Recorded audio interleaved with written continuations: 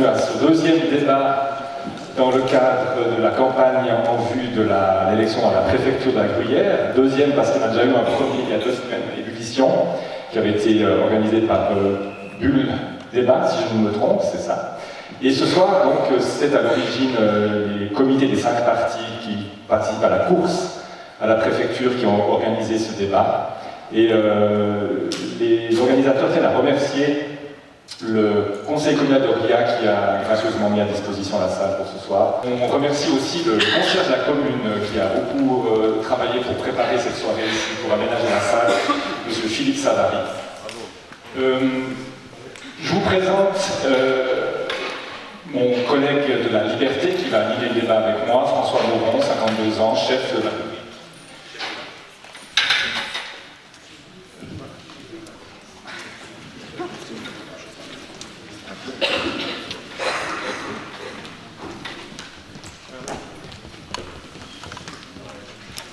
Ça marche, voilà.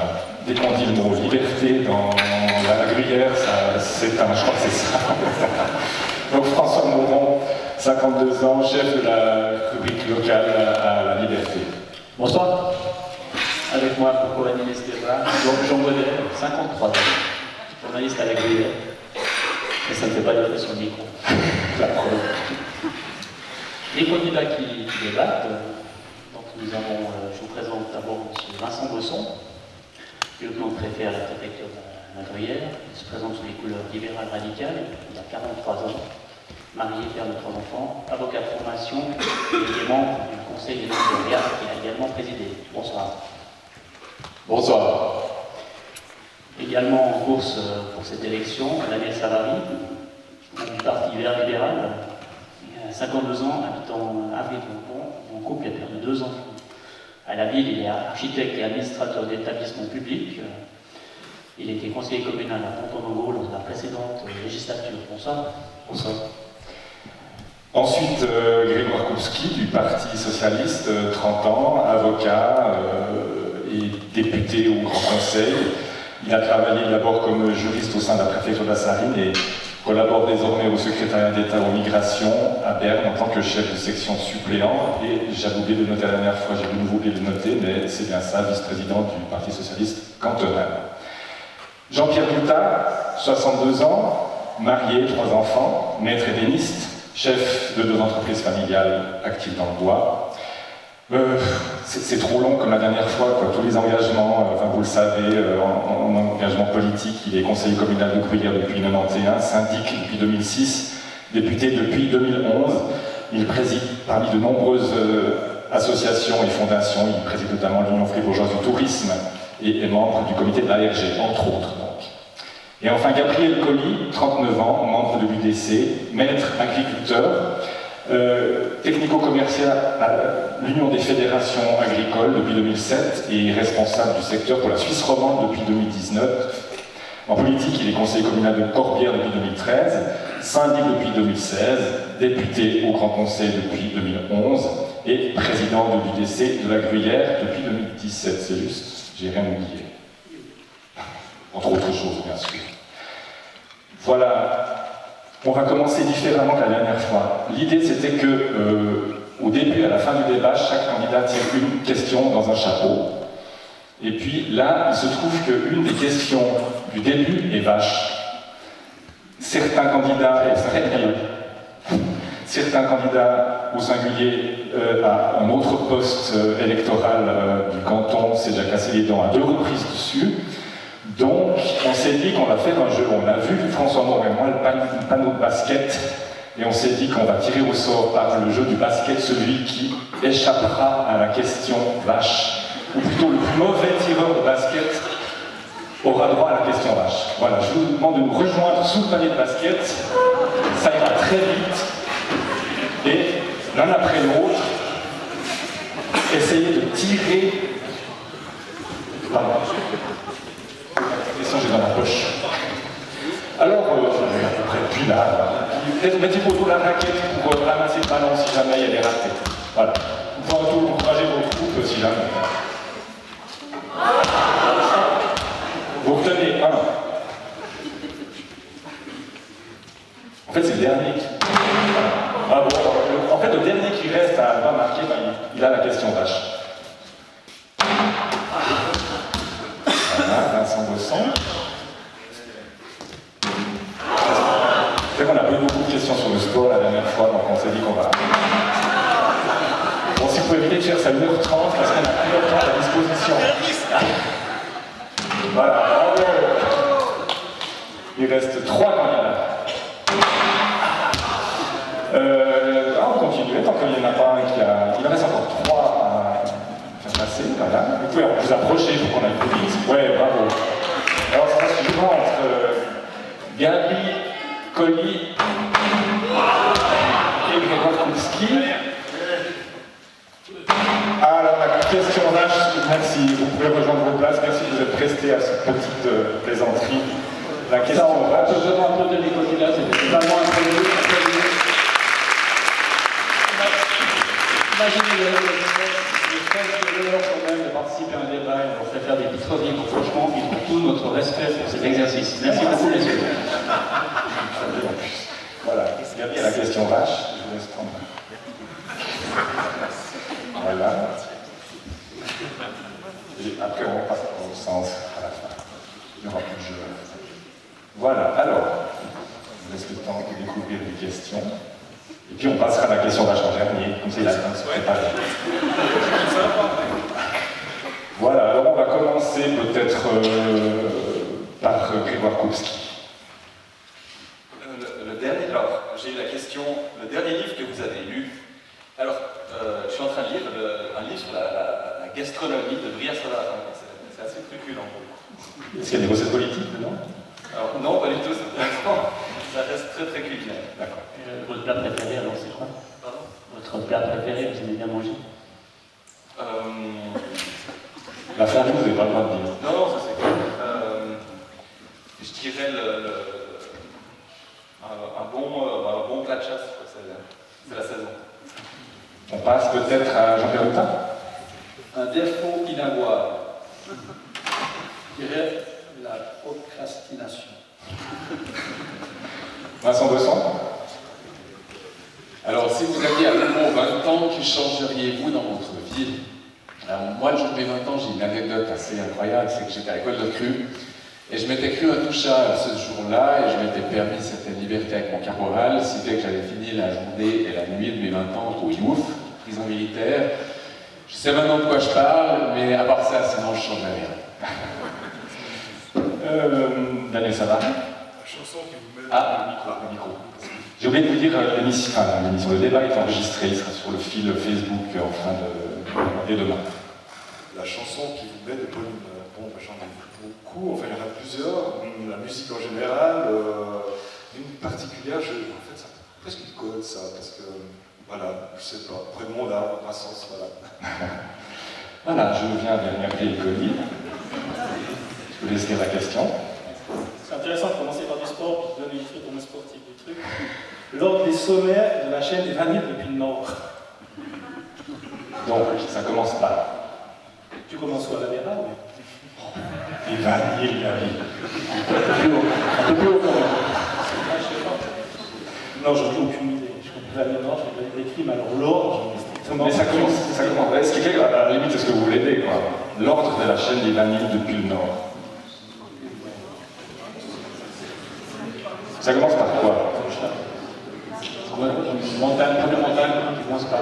Bon, chaîne des vanilles commence plus haut que le vanille, il y en a d'autres alors. Alors, Java, c'est pas vraiment la chaîne des vanilles. La chaîne elle-même. La chaîne elle-même. Voilà. On est la folière. Bravo. Ensuite, folière. Première folie Non, l'inverse. vanille noire écrit. C'est après que ça se garde. Moins de barils à son marché. Et ensuite, il y en reste 3. Allez, carré, Allez, des accents, il y a Point de Gros Perret, je ne sais pas s'il a été dit Gros Perret. Gros Perret d'abord. Point de Barret, Gros Perret. Et ensuite, la fin de Ensuite, et après, vous posez la question, vous connaissez la réponse. c'est François qui donne la réponse. Et c'est moi qui ne suis pas agréé, hein. Après le Gros Perret, c'est pas connu. Après le Gros Perret. Je crois que Daniel Savary l'a dit. Non, il y en a une avant. Ouais, bravo. La ville carrée, absolument. Voilà, ouais. Après, il y a Pratt Crème et la pointe de crème à la fin. Ça, c'était long. Ah, bon. Mais la liberté, on est bien les montagnes. Merci de vous être prêté à ce jeu. Voilà, François. Donc merci, on va passer à des choses un petit peu plus sérieuses, mais même si ça peut paraître amusant, c'est intéressant pour voir à qui on a affaire et cerner un peu les personnalités. Donc maintenant, on va évoquer 4 thèmes, évidemment, qui concernent directement le préfet, le préfet, des thèmes qui sont dans son domaine de compétences. On a défini 4 fois 15 minutes, ça peut paraître court, mais c'est long sur une soirée en thème. Donc 4 thèmes, 4 fois 15 minutes et différentes questions qu'on va vous poser. Vous pouvez rebondir parmi vous, mais chaque réponse ne peut pas excéder 1 minute. De façon à ce que vous puissiez montrer que vous avez un sens à synthèse aussi. Réponse assez synthétique et on a une gardien du temps qui d'ailleurs va veiller sur le temps. Le cas échéant, il va faire retentir un bon tonitruant pour dire que le temps de parole doit s'achever. Donc le premier de ces thèmes, c'est pour toi, je te cède la parole. Alors, le premier thème, c'est donc régionalisation de la culture et jeunesse. Allons directement dans le vif du débat. Que faudrait-il développer concrètement pour la jeunesse gruyérienne? Qui veut prendre la parole? Jean-Pierre Lefebvre. Oui. La jeunesse gruyérienne. Donc les communes de la Gruyère ont bien compris les enjeux puisqu'ils se sont mis dans une association qui vient d'être créée, dont le comité, je crois, s'est constitué le 20 octobre dernier. Ça s'appelle Option Gruyère. Et dans cette option Gruyère, il y a 2 volets. Il y a l'option jeunesse et enfance et l'option culture. Donc l'objectif, c'est de créer une coordination de l'ensemble de ces 2 activités pour avoir aussi une uniformité un petit peu d'utilisation, d'exploitation sur le district, en particulier pour l'enfance et les crèches, et en particulier pour la culture, de se réunir un peu plus au niveau administratif et dans le cadre de projets pour aller rechercher des subventions. Aujourd'hui, je crois que 80% des subventions cantonales sont pratiquement dans le Grand Fribourg, dans les agglomérations de Fribourg. Et il est essentiel que la Gruyère soit mieux organisée parce que la culture, il en existe, elle doit être développée. Et c'est un objectif qui est quand même très important. Et particulièrement pour la jeunesse, peut-être aussi. Ça, peut-être, en quelques mots, culture, oui, c'est pour tous les publics. Peut-être pour la jeunesse, M. Goutin, je ne sais pas si vous avez quelque chose à ajouter.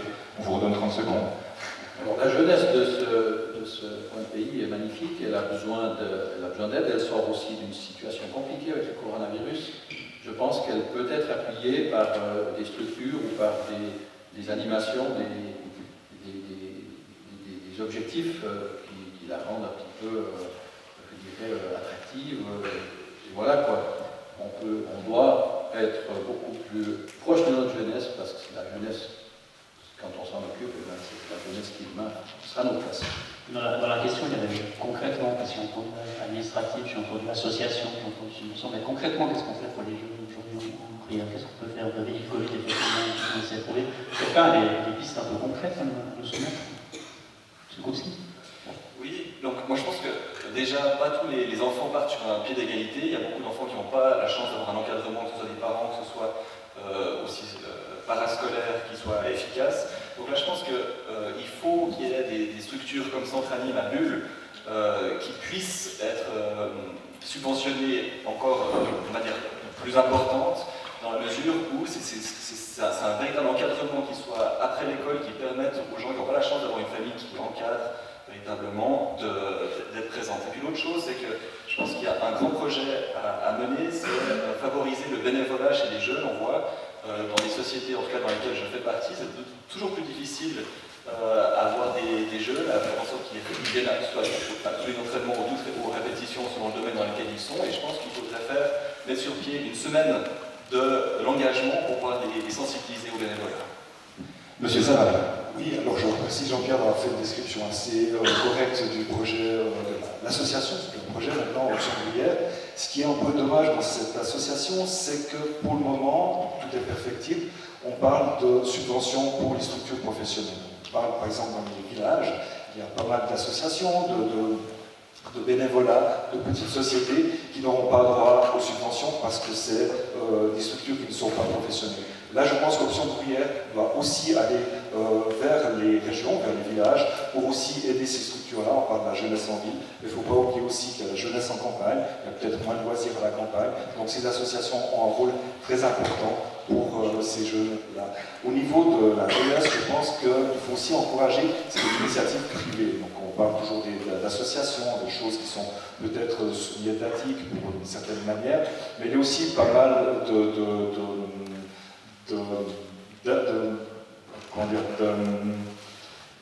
d'initiatives privées qui méritent d'être soutenues simplement. Voilà, c'est des jeunes qui se mettent ensemble, c'est des gens qui lancent, je ne sais pas, un café-concert, n'importe. Et là, je pense qu'il y a quelque chose à faire et Option Bruyère, peut-être, devrait aussi aider ces structures. Je pense que le gong aurait dû retentir, mais il n'a pas retenti, et ça va. Vincent Bosson. Oui, alors concrètement, pour la jeunesse qui a effectivement beaucoup souffert durant la crise, moi j'aurais pas aimé avoir 16 ou 17 ans en 2020-2021, c'est clair qu'on l'a vu, ces jeunes, au niveau associatif, ils ont souffert. Donc j'ai envie de leur dire qu'il faut vous donner goût à organiser plein d'activités. Ils ont recommencé, d'ailleurs on les encourage, ils ont recommencé à organiser les premiers routes, les bénichons, et ça a bien marché. Il y a une vie associative qui est très riche, mais on constate qu'elle s'essouffle un peu au niveau du bénévolat, au niveau des cœurs mixtes par exemple. Et justement, il faut aider les jeunes concrètement à reprendre goût à cette vie associative. Et Option Bruyère va nous aider avec ce coordinateur. Il y aura un monsieur Culture, mais aussi avec l'aspect jeunesse. Il va coordonner tout ce qui se fait dans le district par rapport à la jeunesse, de concret, pour aider les jeunes à passer la rampe et puis redonner goût à la vie associative très riche en Bruyère. Gabriel Colli. On le voit dans ce débat, on mélange culture, jeunesse et subvention. On le voit dans les réponses, vous avez posé la question, que faire pour la jeunesse? On mélange cette culture et la jeunesse. C'est bien, c'est normal qu'on mélange la culture et la jeunesse. Mais si on parle réellement de la jeunesse, pour moi cette association, on va la laisser naître, elle va la laisser se développer. Cette association, elle va servir principalement aux subventions pour les crèches et puis pour aller chercher des sous pour la culture, ça a été dit. Après, pour la jeunesse, il faut des infrastructures à disposition. Ça se fait déjà dans pas mal de communes. Vous avez des salles, vous avez des locales de jeunesse. C'est-à-dire qu'on a cet aspect de jeunesse dans les communes et cet aspect de jeunesse plus dans les villes. Et là, je soutiens ce qui a été dit. On doit aussi donner des moyens dans les villes pour soutenir cette jeunesse qui n'a pas les mêmes structures que dans certaines communes. Après, moi, ça m'énerve toujours de dire qu'il n'y a plus de bénévolat. Pendant le Covid, beaucoup de jeunesse ont fait du bénévolat. Et ça me dérange toujours un peu de dire oui, mais les jeunes ne veulent plus s'engager, ne veulent plus faire de bénévolat. Je pense que si on regarde les émissions dans certaines sociétés, c'est aussi les 60 et plus tout autant que les jeunes. J'en ai pas dit, j'avais plus de bénévolat, mais par exemple, si vous prenez Passeport Vacances, qui est une institution qui a une histoire, on constate qu'elle est à bout de souffle parce que justement, il n'y a plus de bénévoles, il n'y a plus assez de personnes, des jeunes aussi pour encadrer les jeunes de l'école primaire. Donc c'est dans ce cadre-là que ce bénévolat a besoin d'un nouveau souffle. Mais en quelle mesure Option Bruyère pourrait venir en aide à ces gens-là? Alors, le coordinateur d'Option Bruyère, qui a les deux casquettes, culture et jeunesse, il aura pour mission notamment de fédérer les bénévoles pour voir où sont les manques et où on a des gens qui se mettent à disposition pour encadrer les jeunes. C'est une bonne idée, c'est très bien. Mais Vincent Boss, on était dans un comité d'organisation, vous faites tous partie de société. Les gens, si vous voulez des bénévoles, il faut aller les chercher. C'est pas une personne en Bruyère qui va réussir à aller chercher des bénévoles pour le passeport vacances et des choses comme ça. Donc c'est après des gens qui doivent être motivés, qui prennent des responsabilités et qui vont aller chercher ces bénévoles. On peut mettre en place toutes les structures étatiques qu'on veut là autour. Si on a des gens qui s'engagent pour ces sociétés, pour le passeport vacances ou pour autre chose, on peut mettre toutes les personnes qu'on veut, on n'aura pas ces bénévoles. Je repasse la parole à Jean-Pierre Douta qui est un peu piégé au début. Il faut bien un premier qui prenne la parole. Écoutez, une chose est sûre, c'est que notre jeunesse est magnifique. Allez dans les villages, venez dans les villages, et peut-être encore c'est dans l'agglomération, au centre de Bulle, que la jeunesse est organisée différemment. Et venez dans nos villages, il se passe des choses magnifiques. Et puis, dans les villages, il se prépare des manifestations qui aujourd'hui ont besoin d'aide. Elles ont besoin d'aide de professionnels pour les mettre en scène, par exemple. Elles ont besoin d'aide de professionnels pour organiser de manière assez plus étoffée certains aspects. Et Option Bruyère, grâce au coordinateur, pourra écouter ces besoins qui seront là dans les jeunesses et dans le théâtre, dans quelque activité qui soit, où il y a besoin d'un appui professionnel et autres. C'est vrai que les subventions, malheureusement, sont surtout données aux professionnels, mais les professionnels, ils demandent aussi à travailler avec d'autres. Vous voulez réagir, M. Zavary? Oui, c'est ce que je regrette. En fait, finalement, c'est exclusivement donné aux professionnels, les subventions. Mais c'est bien le problème d'Option Bruyère, et je pense que l'association doit évoluer aussi pour trouver une quelconque forme d'aide aux bénévoles. Je voulais venir au volet culturel de Option Bruyère. La dernière fois, il y a 2 semaines, on avait débattu de ça, on avait beaucoup évoqué les moyens financiers, d'où ils venaient, à qui ils s'adressaient. Peut-être là, j'ai envie quand même de vous poser la question plus de fond sur quel est le genre de culture qu'il faut encourager en Bruyère et à quoi pourrait servir Option Bruyère pour encourager ce type de culture. Quelle culture pour les Bruyériens? Quel développement? Vincent Bosson. Alors, il faut quand même reconnaître qu'en Bruyère, on a une culture qui est une culture très forte, une culture traditionnelle. On a la culture populaire, le chant choral, les traditions vivantes, les Alpes, et ça a son succès. Mais on constate, avec le Covid, que ça s'essouffle un peu. Si vous prenez les Kermix des villages, certains, je pense, ne se redresseront pas de la crise Covid. L'idée de la création culturelle d'Option Bruyère, c'est qu'il faut redynamiser cette culture en donnant des moyens financiers pour susciter aux jeunes artistes la possibilité de recréer, de revoir nos traditions chorales, nos traditions vivantes, pour redonner un nouveau souffle à nos Kermix, pour leur donner de la matière nouvelle, pour faire venir les jeunes, pour leur donner envie de revenir dans le milieu associatif. Et ça passe par plus d'argent ou quoi? Alors ça passera par des moyens financiers, on a longuement évoqué à l'émission, mais ça passe aussi par des moyens concrets que les communes peuvent tout à fait mettre à disposition. On avait cité par exemple l'exemple de la commune de Charmey, qui a mis à disposition l'ancienne école primaire de Cernia, à disposition de jeunes artistes, comme une sorte de maison de la culture. Et ça, c'est des actions concrètes que les communes peuvent mettre sur pied à moindre frais. Gabriel Colli, quel genre de culture soutenir, développer? Il faut soutenir toutes les cultures. On ne peut pas cliver, c'est souvent ce qu'on entend, c'est qu'on clive certaines cultures entre une culture plus populaire, comme l'a dit Vincent Bosson, les Alpes, les Kermix, et puis des fois une culture un peu différente, le théâtre, des choses comme ça, théâtre professionnel. Il y a 2 axes. Je pense que la culture est soutenue en grande partie par les communes, déjà indirectement ou directement par tous les conseils communaux, par des mises à disposition de locaux, par des subventions à certaines sociétés. Maintenant, si on parle d'Option Bruyère, et là si on parle uniquement du volet culturel, si on l'a créé, c'est pour aller chercher cet argent des professionnels. Cet argent qui arrose actuellement le tour du Grand Fribourg. Et puis là, derrière, en allant chercher ces subventions, en ayant quelqu'un qui sera proactif là-dedans, on pourra aussi financer des professionnels de la culture dans le district.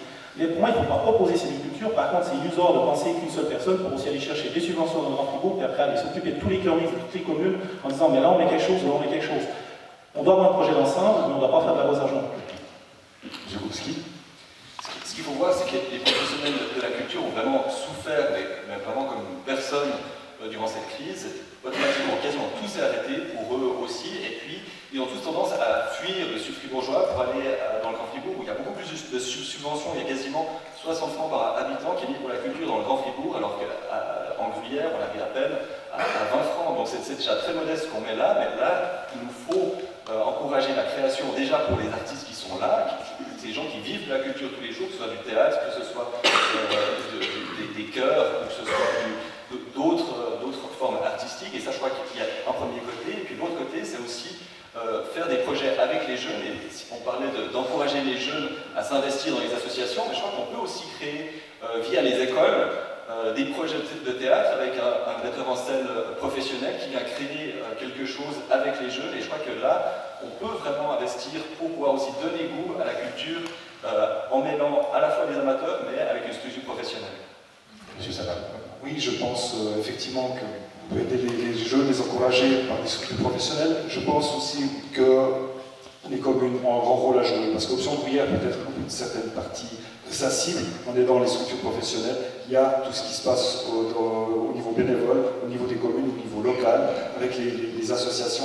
Et là, je pense que le rôle des communes qui connaissent le terreau local est capital. Alors, à voir maintenant de quelle manière Option Bruyère peut aussi aider les communes dans cet effort, et je pense que cette association doit évoluer dans ce sens-là. Jean-Pierre Boutin.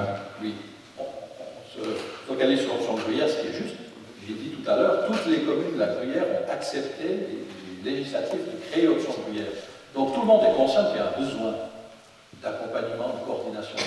Donc cette Option Bruyère vient d'être créée, il faut à présent lui laisser un peu de temps de se mettre en place, d'évaluer la façon de travailler, d'organiser, peut-être d'être proactif dans certaines directions, en écoutant ce qui se passe dans nos villages, en écoutant ce qui se passe avec les gens, et qu'est-ce que les gens ont besoin. Parce que la culture, on ne la décrète pas en faisant comme ça. La culture, elle vient des tripes. La culture, elle doit venir des vraies valeurs qu'on a envie d'offrir, qu'elles soient traditionnelle ou qu'elle soit futuriste. Mais en tout cas, ce que je concède, c'est que les communes de la Gruyère ont accepté de mettre un montant. C'est vrai que c'est 10 francs par habitant aujourd'hui, on ne va pas très loin pour faire beaucoup, mais par contre, si on peut, grâce à ça, coordonner, mettre en place les forces, les synergies et développer la culture tout azimut du district, c'est magnifique déjà. Et peut-être que si tout ça avance, d'autres moyens arriveront. Rybakowski l'a dit, les moyens ne sont encore pas à la hauteur. Et on a aussi écrit dans les journaux, dans les médias régionaux, la Gruyère est pingre. Par rapport à d'autres régions, on comparait Vevey par exemple, une ville de taille semblable, et Bulle. Les chiffres, les montants par tête d'habitants sont incomparables. Est-ce que vous êtes prêt, est-ce que le futur préfet est prêt à investir plus, à demander plus d'argent pour la culture professionnelle, pour aussi investir les salles qui sont à disposition? Les infrastructures sont là, il y a la salle CO2, il y a la lisière à salle, il y a Haute-Avella à Hauteville, il y en a d'autres, je les oublie. Voilà, êtes-vous prêt à augmenter, à ouvrir le porte-monnaie? Pour moi, c'est quelque chose qui est essentiel. Si je vais être élu comme préfet, c'est un des gros éléments sur lesquels il faut prendre son bâton de pèlerin. Déjà, en collaboration avec le Grand Conseil, je suis au comité du Club Culture du Grand Conseil qui a déjà réussi à doubler l'aide dans le cadre du plan de relance pour la culture. Et puis après, l'autre chose, c'est mettre les communes à contribution. Quand on voit que la commune de Bulle n'arrive même pas à créer un poste à 100% comme directeur du musée gruyérien, c'est assez lamentable. On doit vraiment investir dans la culture et ça commence aussi par les communes, mais également en collaboration avec le canton, parce qu'on voit clairement que les subventions restent dans le Grand Fribourg et puis finalement, on perd petit à petit tous nos artistes professionnels. En fait, ils s'en vont parce que simplement, ils n'ont pas de quoi vivre ici en fait. Alors moi, j'abonde tout à fait dans ce qui a été dit. Il y a énormément de choses qui se font en Gruyère au niveau associatif, théâtral et musical. On doit avoir un monsieur et madame culture en Gruyère. On devrait pouvoir, en tout cas le prochain préfet, quand on engagera ce coordinateur, par la suite, on doit avoir un monsieur et madame culture pour coordonner tout ce qui se fait avec CO2, avec la lisière, avec tout ce qui se donne dans nos villages. Maintenant, au niveau financier, c'est clair, il faudra des moyens, mais encore une fois, si on choisit un bon coordinateur qui a les bonnes adresses, les fondations, etc., ce sera un investissement qui va nous rapporter, parce que cette personne nous amènera beaucoup plus d'argent. Et enfin, je terminerai par dire qu'il n'y a pas deux cultures, il y en a une, et il n'y a pas une culture des villes, de la ville, une culture des campagnes, il y a une complémentarité à avoir entre les deux.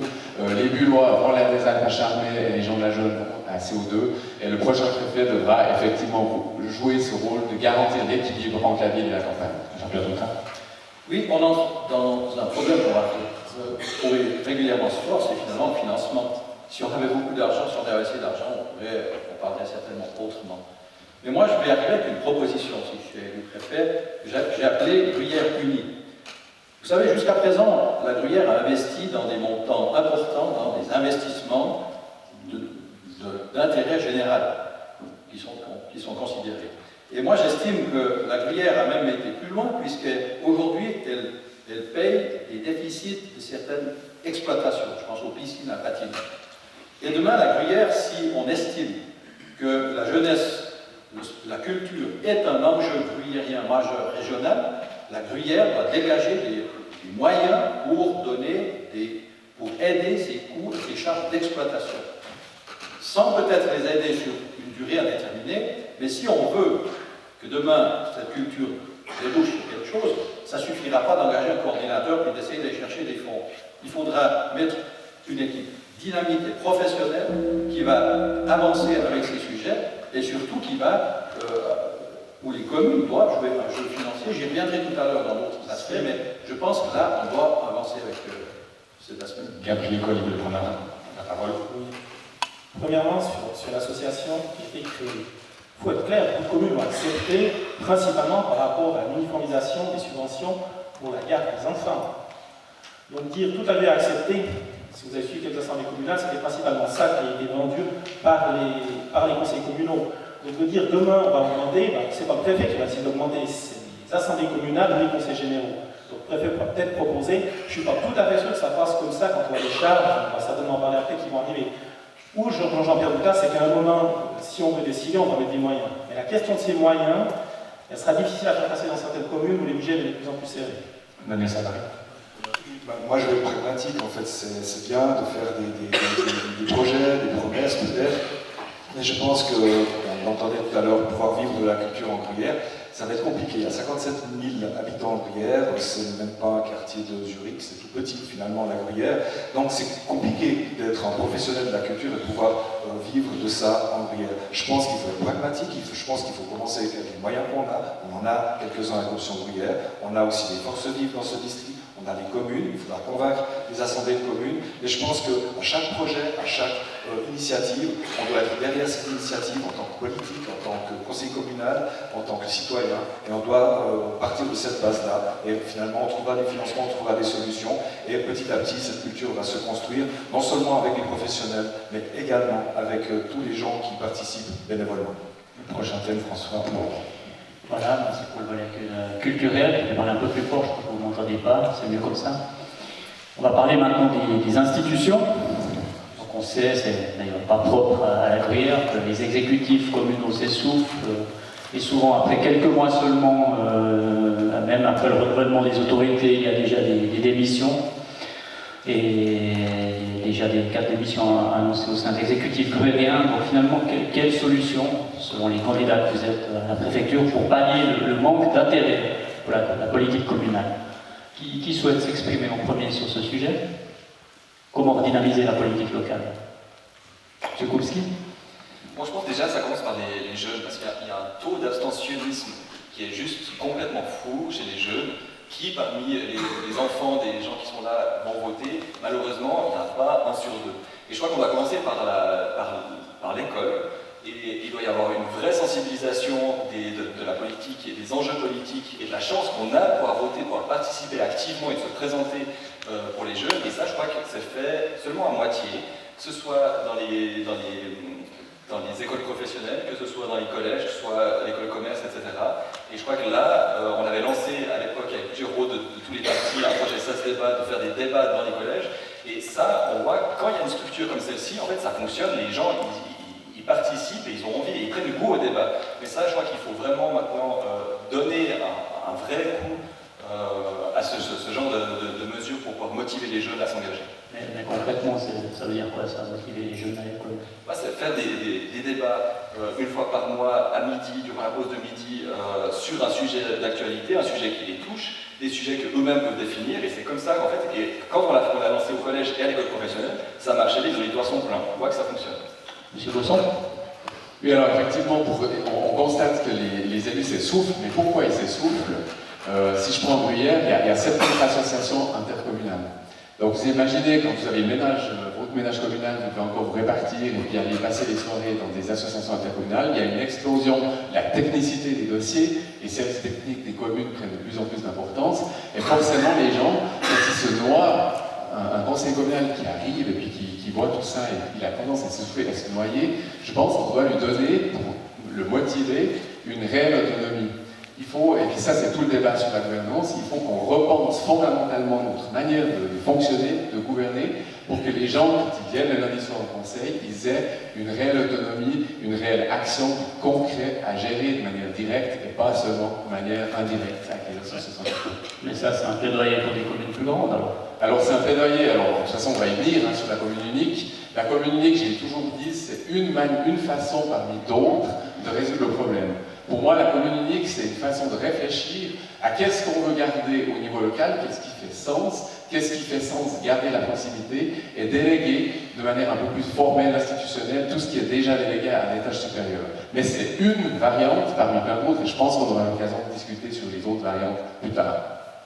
Monsieur Colli, je crois que vous avez aussi votre mot à dire par rapport à la redynamisation des autorités, des exécutifs locaux. Vous êtes particulièrement bien placé pour en parler. Je dirais qu'après les dernières élections communales, ma vision ça a un petit peu changé. C'est qu'on a vu quand même pas mal de monde s'intéresser à ces postes dans les conseils communaux. Pour moi, ça vient aussi d'un rien d'intérêt, malgré ce que dit Vincent Bosson. Il faudra avoir le nombre de démissions. Pour moi, l'aspect des démissions ne fait pas plus de soucis que ça. On avait avant des gens qui faisaient 20, 30, voire plus dans les conseils communaux. On sait que ça change. C'est comme au niveau professionnel, les gens ont tendance à changer plus facilement de job. Ils font aussi moins longtemps au conseil communal, ce qui est pas probable pour amener un certain dynamisme au sein d'un conseil communal. Bien que les gens qui sont là depuis longtemps peuvent être très utiles au sein du conseil, c'est souvent aussi des mémoires, mais c'est des choses qui changent. Après, pour redynamiser, pour moi, c'est aussi à l'interne des conseils communaux qu'on doit le faire. On ne doit pas être aux ordres de l'administration. C'est trop souvent ce qu'on entend, c'est ce qu'on voit aussi dans le canton de Fribourg. Actuellement, on a des administrations pléthoriques, ce qui sera le cas dans le cas d'une fusion d'une commune unique. Pour moi, les exécutifs doivent décider. Et ce n'est pas l'administration qui doit décider. Et c'est ça qu'on doit aussi remettre dans les communes. C'est de dire maintenant, c'est le conseil communal qui décide, ce n'est pas l'administration. Et en ayant cet aspect de décision des conseils communaux, on va ramener aussi un intérêt. C'est clair que si le conseil communal a pris dans ce lundi et puis tout est prêt, et puis que l'administrateur ou le secrétaire dit qu'il faut voter oui, il faut voter non, ça ne va pas lui donner beaucoup d'intérêt. Par contre, si on a encore des débats au sein des conseils, échanger.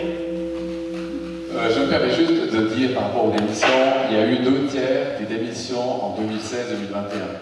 Aujourd'hui, les nouveaux élus qui sont rentrés en fonction, il n'y a plus que 30% des gens qui étaient déjà là avant. Donc on n'a plus que 30% des compétences et des connaissances historiques des communes. Et ça, j'estime que c'est quand même un problème. Oui, je tout de suite, peut-être juste, Monsieur Colli, vous faites la comparaison avec le monde professionnel, mais il est quand même assez rare que les gens changent de job après 4 mois. Ça peut arriver, mais... Après 4 mois pas, après 4 ans plus. Oui, mais il y a des démissions déjà après quelques mois, là, maintenant qui vont bien qu'il y a sans problème, peut-être au niveau de la charge. Ça, il y en avait aussi. Et puis, pour moi, les démissions de la législature sont aussi dues au projet de commune unique. On a aussi démotivé des gens en disant oui, mais de toute façon, on fera la commune unique. Voilà, les gens n'étaient plus forcément intéressés. Il faut aussi voir cet aspect politique derrière, de dire ouais, on va faire la commune unique, on va avancer dans ce projet-là. Donc après, les gens étaient peut-être aussi un petit peu moins intéressés à s'investir. Le fait que le projet de commune unique soit actuellement au point mort, on attend cette étude, fait qu'il y a aussi des gens qui sont plus remotivés. Monsieur Doutin, motivation des élus. Alors moi je constaterais déjà que, contrairement à il y a 5 ans, je crois que toutes les communes gruyériennes avaient assez de candidats pour les élections communales. À ma connaissance, je ne crois pas que cette année il y avait une commune où il manquait des candidats par rapport au siège à Courbois. Tant mieux. Donc c'est déjà un bon signe. C'est déjà un bon signe, c'est que les gens s'intéressent, et même là où il y avait des listes, il y avait plus de monde que prévu, donc tant mieux. Donc à un certain moment, c'est un faux débat. Mais le vrai débat, il est pourquoi ces gens, peut-être, n'ont pas une continuité, une stabilité sur le plus long terme. Alors, il y a un tas de facteurs. Il y a la mobilité des gens aujourd'hui, il y a l'activité professionnelle, qu'ils avaient peut-être sous-estimé l'engagement et qui devient difficile à faire ensemble. Ensuite, il y a peut-être la frustration, où on se croyait que d'aller au conseil communal, on allait tout pouvoir changer, décider. Puis quand on voit dans quel cadre législatif un conseil communal travaille, c'est quand même assez restreint. Et puis après, il y a le pouvoir de décision qui nous est aussi toujours plus amenuisé dans la mesure que bientôt, on ne va bientôt plus prendre une décision pour un objet mineur sans demander dans les services et sans se faire peut-être prendre un parti derrière. Donc, là, il y a un problème de gouvernance sérieux et de compétence. Précisément, vous posez le constat, il est clair, finalement, vous évaluez, vous fixez les causes, mais qu'est-ce qu'on fait alors pour améliorer la situation ?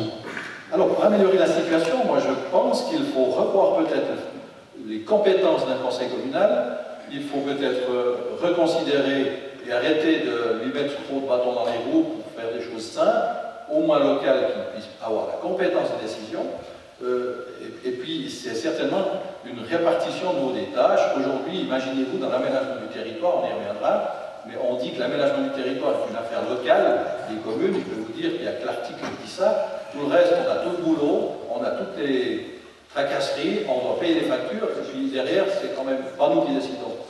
Et ce sera encore moins nous demain avec le plan directeur régional. Donc vous voyez, il faut trouver peut-être une répartition des tâches. Est-ce qu'il faut des structures intermédiaires? On en parlera peut-être, une commune unique, mais cette fameuse commune unique dont les élus communaux ont souhaité, par un rapport, on attend toujours le rapport. S'il était si fabuleux, peut-être serait-il déjà dehors. Pour l'aménagement du territoire, on verra aussi après, mais ce n'est pas les communes qui décident, ça faut bien, le préfet a les compétences, donc finalement, le candidat à la préfecture, c'est pas un même pour vous. Alors, le préfet a des compétences dans l'aménagement du territoire, vous l'avez dit, dans le cadre du plan directeur régional, c'est sa compétence à ce niveau-là de faire un plan directeur, c'est pas un PAL ou un RCU, et ensuite, le préfet a beaucoup de compétences dans la délivrance des permis de construire, et puis dans l'orientation de certains dossiers, mais dans d'autres cantons, c'est le canton, dans d'autres cantons, c'est les syndics, chaque structure a une autre forme d'appliquer ces choses. Mais aujourd'hui, une chose est sûre, dans nos conseils communaux, on n'a bientôt plus rien à décider et c'est pas motivant. Monsieur Salary. Rapidement, pour parler de la commune unique, je pense que depuis le temps qu'on a mis ce projet à l'ordre du jour, ce serait peut-être le moment d'aller un peu de l'avant. On attend des rapports, peut-être encore d'autres rapports. Je crois que ça coûtait 300 000 francs, toutes ces différentes études. On peut peut-être on peut exagérer finalement pour un résultat qui est assez maigre pour le moment. Votons, je pense que le district de la Veuvez a voté sur la commune unique, a refusé cette option-là, et on voit peut-être quelles sont les autres options. Je pense qu'il y a une taille critique à atteindre pour les communes, pour avoir une certaine professionnalisation de son administration, et faire en sorte que les conseillers communaux se trouvent plus dans le décisionnel que dans l'opérationnel. C'est-à-dire qu'un conseiller communal n'a pas forcément besoin de mettre ses grosses bottes et courir toute la journée pour voir des, je sais pas, des canalisations qui fuient ou des problématiques autres qu'on connaît dans les petites communes. Il y a du personnel technique qui peut faire ça. J'étais dans une commune où il y avait du personnel technique et finalement ça marche, ça fonctionne. L'autre souci, c'est les associations intercommunales. Et là, je pense à le rôle du préfet de revaloriser en fait la participation des conseillers communaux. Je pense que souvent les assemblées de ces instances intercommunales sont des chambres d'enregistrement de décisions qui sont prises par le comité. C'est dommage, il devrait y avoir plus de débats dans ces instances. Vous avez parlé de taille critique, juste selon vous, alors la taille critique d'une commune, c'est combien d'habitants? Alors, ça dépend. Je prends pas en Ogo, on a 2000 habitants, peu moins de 2000 habitants, et je pense qu'on est déjà dans une taille critique qui est acceptable pour avoir des services 2000 habitants. professionnels. Au moins des communes de 2000 habitants. Je nuance parce qu'il peut aussi y avoir des communes qui sont plus petites, avec moins de tâches, et qui finalement correspondent à la réalité locale de cette commune. On peut imaginer peut-être une commune de quelques centaines d'habitants qui fonctionne très bien. Donc vous êtes pour une taille critique évoluable, M. Breton. Alors, on a parlé de l'exemple de la Vèze, mais on ne peut pas comparer l'exemple de la Vèze. L'exemple de la Vèze, c'est comme le Grand Fribourg, c'est une fusion classique, avec tout ce qui comporte d'émotionnel. En Gruyère, avec le débat sur la gouvernance, c'est justement le contraire, c'est pas une fusion classique. On réfléchit sur un nouveau mode de fusionner les communes, sur un nouveau mode de gouvernance. Donc, et puis, l'avantage de la Gruyère, c'est qu'on réfléchit d'abord, et une fois qu'on aura le rapport, éventuellement d'autres alternatives, il y aura un débat démocratique. Et c'est juste de faire dans ce sens-là pour éviter l'émotionnel. Mais s'il y a une seule commune, alors il n'y aura plus besoin de préfet. Non, mais la commune unique, encore une fois, c'est un moyen de réfléchir sur la gouvernance. Mais il y a d'autres variantes qui existent, on en parlera peut-être après. Mais au moins, le mérite de la commune unique, c'est de susciter le débat et de garder ce qu'on veut vraiment au niveau local pour l'autonomie communale réelle. Tout le monde va intervenir, M. Koupski, vous lève la main depuis un moment. Oui, je crois que M. Burkhardt a vraiment eu le mérite de lancer cette réflexion parce qu'effectivement, un des soucis, c'est que ça se complexifie de plus en plus, les tâches des conseillers communaux sont de plus en plus complexes et juridiques, mine de rien. Et pour n'importe quoi, que ce soit pour la taxe pour les chiens, que ce soit pour la taxe pour les eaux usées, ça devient, il faut interpréter un règlement communal de 50, 100 articles et ça devient vraiment extrêmement difficile. Quand je travaillais à la préfecture de la Sarine, on voyait des décisions qui étaient faites par des conseillers communaux avec plein de bonne volonté, mais qui malheureusement n'avaient pas les outils pour pouvoir comprendre leurs propres règlements communaux. Et je crois qu'on doit avoir un encadrement, que ce soit au niveau de l'aménagement du territoire, mine de rien, on le voit, les communes perdent de plus en plus leurs compétences, et donc là, il faudrait voir dans quelle mesure est-ce qu'on peut faire un service technique qui puisse conseiller l'entier des communes, comme un monsieur énergie qui puisse aider l'entier des communes, faire au niveau du district, parce qu'au final, c'est tellement complexe que si chacun dépense 5 000 francs pour l'énergie dans son propre village, autant rassembler tous ces montants et puis avoir quelqu'un d'extrêmement compétent qui vienne dans chaque commune pour aider au niveau de l'énergie ou au niveau de l'aménagement du territoire. Monsieur Colli souhaite aussi intervenir. Dans ce qu'on nous propose là, on fait une administration rhétorique. Si on a des questions exécutives, on s'adresse aux personnes qui peuvent nous conseiller. Il ne faut pas croire tout savoir. Il y a des bureaux d'ingénieurs très compétents, il y a des bureaux de concession d'énergie qui sont très compétents. Ça a un coût. Oui, ça a un coût, mais c'est normal, ça fait vivre l'économie privée. Les gens que vous allez engager pour ça, ils ne vont pas être gratuits et ils coûteront aussi. Et certainement plus cher que les bureaux privés. Donc pour moi, tout ce dont on parle là, on peut en partie le faire. Après, je suis pas opposé à des fusions communes, je pense qu'à terme, si c'est une commune, on va y arriver petit à petit. Mais il faut voir ça sur un horizon de 15 à 20 ans, voire même plus. Ce dont on ne parle pas ici, et ce qui sera le nerf de la guerre pour avoir tous les beaux projets qu'on veut, c'est l'aspect des finances. Et ça, il faut être tout à fait clair, on peut faire toutes les théories dans n'importe quel sens. Les communes qui vont monter leur point de 10, 15 à 20, leur point d'impôt, ne voudront jamais fusionner. Et même s'il y a des points et autres, dès que ça sera sur l'aspect des finances, on sait comment les gens sont. On l'a vu pour la fusion du Grand Fribourg, une des grosses choses qui a échoué ce vote consultatif, c'est les impôts. Monsieur Douta? Oui, moi, dans ce dossier-là, j'estime que la gouvernance doit être certainement améliorée, au minimum dans les 5 associations régionales qui forment les gros sujets du district. Et concernant cette commune unique, l'impulsion doit vraiment venir du bas. Vous avez vu ce qui s'est passé à Fribourg. On a voulu imposer une commune, mais ça ne marche pas. Donc l'impulsion doit venir du bas, d'une part. D'autre part, ce dossier ne doit pas rester dans un tiroir. Parce que ce dossier, le facteur temps n'est pas important. Dans ce dossier du commune unique ou d'une commune ou d'une gruyère réorganisée, ce n'est pas le temps qui compte. C'est le projet qui compte et c'est l'envie qui compte en fonction des éléments qui arriveront. Je vais vous dire que les finances, quand on verra ce qu'on va investir, 142 millions pour Léo, 145, 70 millions pour le sport, et là ça va déjà servir un petit peu au niveau des communes. D'une part, la technicité toujours plus compliquée décourage les gens, on l'a dit tout à l'heure, et voilà quelques éléments qui vont faire qu'à terme on va trouver des solutions. Et c'est cette démarche intellectuelle qu'on doit engager. J'ai bien entendu ce que vous avez dit, mais si on attend justement que l'impulsion vienne du bas, vous ne pensez pas que le dossier va justement rester dans le tiroir? Moi je ne crois pas. Je ne crois pas parce que le rôle du préfet, c'est là qui sera important, c'est de discuter avec les communes. Le préfet ne va rien faire si les communes ne sont pas d'accord. Le rôle du préfet, c'est d'être moteur au milieu de ce district, d'écouter ce qui se passe et de convaincre. Il faut aller chercher des idées, il faut écouter les gens, il faut faire ses réflexions, il faut aller convaincre, et puis après, il faut battre le fer. Donc, naturellement que si on attend si le préfet attend sur sa chaise, que ça bouge, je suis d'accord avec vous, il n'y a rien qui se passera. Mais on doit être à l'écoute. C'est ça, Marie. Justement, ce qui s'est passé, c'est pas une impulsion qui vient du bas, c'est venu du haut, c'est venu de Patrice Bourcard qui a lancé une idée, qui a lancé un débat, mais ça ne vient pas du bas. Finalement, les gens sont relativement, je dirais, satisfaits de leur commune. Il y a des problèmes. Comme j'ai dit tout à l'heure, tout peut être perfectible.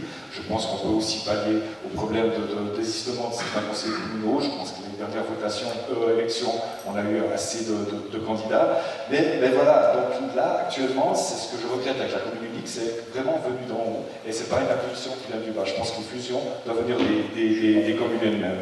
Et puis, je pense aussi que le système de milice des conseillers communaux est le meilleur système qu'on connaisse au niveau d'une gestion relativement simple et économique. C'est qu'une administration, quoi qu'on dise, ça restera toujours plus compliqué qu'un système de milice. Finalement, si des conseillers communaux se sentent bien dans leur poste, sont effectivement dans le décisionnel et non pas dans l'opérationnel, sans être débordés par leurs tâches, je pense qu'effectivement, pour autant qu'ils puissent prendre des décisions sur des sujets clairs, on a un système qui fonctionne, reste encore à positionner le curseur par rapport au nombre d'habitants de chaque commune. M. Koumski, puis M. Bresson. Si je résume les 3 dernières prises de parole, en fait, c'est la défense du statu quo. On veut fâcher personne parce que les gens vont être fâchés si on fait des fusions ou si on fait une réflexion un peu plus large. Donc, il faut surtout rien bouger, rien changer. Alors qu'au final, en fait, ces réflexions, elles sont juste nécessaires. Ce qu'il faut voir, c'est qu'avec le plan directeur régional, toutes les zones d'activité, donc les nouvelles zones industrielles, elles vont être concentrées au bord de l'autoroute. Donc, Voidance, Beaurue vont être favorisées par rapport à toutes les communes de l'Intiamont, de Charmey, etc., qui ne pourront plus faire de nouvelles zones industrielles pour leurs entreprises. Et puis ces entreprises-là, périphériques, elles vont être asphyxiées financièrement, elles n'auront plus de nouvelles rentrées, alors que celles au bord de l'autoroute, elles vont pouvoir bénéficier de nouvelles entrées. Donc il faut soit une vraie réflexion sur la péréquation financière, pour qu'il y ait une solidarité entre communes, et en tout cas le statu quo qui est défendu par beaucoup certainement pour ne pas fâcher les gens, parce qu'effectivement on a tous envie d'être dans son propre village, dans sa propre commune, mais il faut qu'il y ait une vraie réflexion, effectivement qui vienne du bas, qu'il y ait une réflexion qui vienne vraiment avec la population, mais je crois qu'il nous faut un peu être ambitieux. Quand on dit que le projet de commune unique vient du haut, c'est complètement faux. Durant toute la législature précédente, il y a 3/4 des 140 élus qui ont participé à des groupes de travail, qui ont passé des soirées, des samedis entiers à réfléchir, et dire aujourd'hui que ça vient uniquement de Patrice Bourcard, c'est faire fi de tout ce travail qui a été fait par tous ces 3/4 des élus communaux qui ont participé dans les groupes de travail à établir ce rapport. Maintenant, le rapport, il est en phase finale. Il va être présenté aux COPIL, qui sont l'ensemble des syndics de la Gruyère. Ils vont décider ce qu'ils vont faire de ce rapport. Moi, je suis pour continuer la réflexion. Parce que ce qui est sûr, c'est que si on fait rien du tout, si on ne change rien, on aura une concentration de production économique au centre et finalement une région à 2 vitesses, avec un centre fort qui rassemble tout ce que le plan directeur régional lui donne en zone d'activité, etc. Donc la production de richesse, d'emploi sera au centre, et puis finalement des zones de seconde, des villages qui végéteront un peu, dans lesquels on ne pourra plus habiter, on ne pourra plus rien construire, et les PME ne pourront plus s'agrandir. Et si on ne fait rien, c'est ce vers quoi on va. Donc il faut impérativement réfléchir à des solutions. Monsieur Detat. Oui, je voulais aussi intervenir. C'est faux de dire que le projet qui doit arriver sur la table vient du haut. C'est tout faux. D'une part, c'est l'Assemblée des délégués de la RG qui l'a voté. L'Assemblée des délégués a dû demander à tous les conseils communaux si chaque membre de délégué, quelle position il devait prendre à l'Assemblée. Et je crois même qu'à l'unanimité, l'Assemblée avait voté ses budgets pour une fois faire une réflexion sur la réorganisation à squelette de la gruyère d'Irma. Donc, il faut avancer avec ce dossier. Je l'ai dit tout à l'heure, on ne peut pas le laisser dans un placard. C'est le préfet qui devra le manager. Et puis, je suis prêt à le faire s'il faut faire avancer le sujet. Monsieur Colli qui trépigne, puis Monsieur Savary. C'est étonnant quand on pose la commune unique. Non, rapidement. C'est la conférence des syndics, et j'en viens tout à l'heure, des membres avec moi, qui a décidé que les communes réfractaires, Corbière et Beauvue. Donc, pas dire toutes les communes ont voulu, on a forcé certaines communes par des articles législatifs à rentrer dans la conférence. C'est tout à fait clair aussi. Après, cette conférence des syndics, on pose ce projet, ça fait combien 13, 14 mois qu'elle ne s'est pas réunie. C'est aussi pas normal. On aurait aussi pu tenir au courant les exécutifs de l'évolution du dossier. On dit, ouais, il est en phase de finalisation. Là, j'espère qu'il va quand même arriver avant 2025. Là, vu le coût, ça serait la moindre des choses. Derrière ça, quand on dit que les petites communes, les PME dans des communes vont plus développer, alors il faut fusionner parce qu'on a toutes les zones au centre de bulle. Et bien, c'est là le premier problème du plan directeur. Les PME qui sont dans nos communes, on doit se battre pour qu'elles puissent un petit peu se développer. Si elles veulent s'agrandir, si elles veulent moderniser leurs installations, on peut dire non, non, mais vous pouvez partir, il faut aller à but, payer du terrain, et de toute façon pas se payer. Là, on a un problème de fond par rapport au plan directeur régional. Et c'est ça qui me pose vraiment, qui me prend des coups de trip quand on en pose, parce que quand on parle avec des chefs de PME, ils sont démunis. On va leur dire quoi? Allez arrêter l'autoroute à bulle? C'est pas possible. C'est la volonté du peuple qui a voté pour la LAT en 2013. Mais l'application, elle est aussi au niveau du district dans le plan directeur régional. Et si le district voulait être un petit peu plus ambitieux pour laisser quelque chose dans les communes et à l'extérieur du centre, on aurait aussi pu. Monsieur Savary. Je crois que la commune unique n'est pas une solution à la concentration des entreprises sur le centre du district. Je pense que de toute façon, ce mouvement est naturel. Si on espère une implantation d'une entreprise comme Farchim ou Liber, effectivement, il faut du terrain, il faut des terrains grands d'un seul tenant. Et ça ne va pas se faire au fin fond de l'Atiamont. En plus, il y a d'autres considérations, la sauvegarde du paysage, etc. Ça, c'est un fait. Ensuite, je reviens, on parlait de la préfecture de la Sarine. Je suis un peu désolé, mais c'est presque le contre-exemple de ce qu'il ne faut pas faire. On a effectivement, j'ai deux entreprises actives en Sarine. On a une préfecture qui est extrêmement juridique, pointilleuse du point de vue juridique, et les entreprises se perdent quand on attend que les décisions ne viennent pas. Et ça, justement, cette concentration est des fois problématique. S'il peut y avoir une décentralisation de certaines prises de décision, je pense que c'est bien. Je m'excuse, j'interviens juste, M. Savary, les communes petites comme moyennes ont des gros soucis d'aménagement du territoire aussi. C'est dans ces communes-là que les pales se font retourner de Fribourg avec des droits d'être entendus longs comme un jour sans pain, parce que le travail n'a pas été fait correctement, parce que les connaissances ne sont pas à la hauteur, parce que je ne sais pas. Mais il y a un gros problème aussi par rapport aux compétences des communes. Vous ne pouvez pas faire n'importe quoi non plus. Le retour à l'autonomie des communes, d'abord c'est parce qu'a souhaité le peuple en 2013, et à la pratique ça ne se passe pas bien. Vous voyez où en est Fribourg, la ville de Fribourg, la plus grande commune du canton avec son PAL, elle a presque autant de difficultés que des petites communes, dont la mienne, voire pire, parce qu'actuellement il est toujours à l'enquête publique, tandis que ma commune a enfin terminé la révision de son PAL. Donc, comme quoi, malgré tous les moyens, malgré le nombre de professionnels qui se sont penchés sur le PAL de la ville de Fribourg, on est loin pas sorti de l'auberge, donc c'est vraiment quelque chose de très relatif. Je pense qu'on s'éloigne un peu du débat. M. Koupski, pour venir.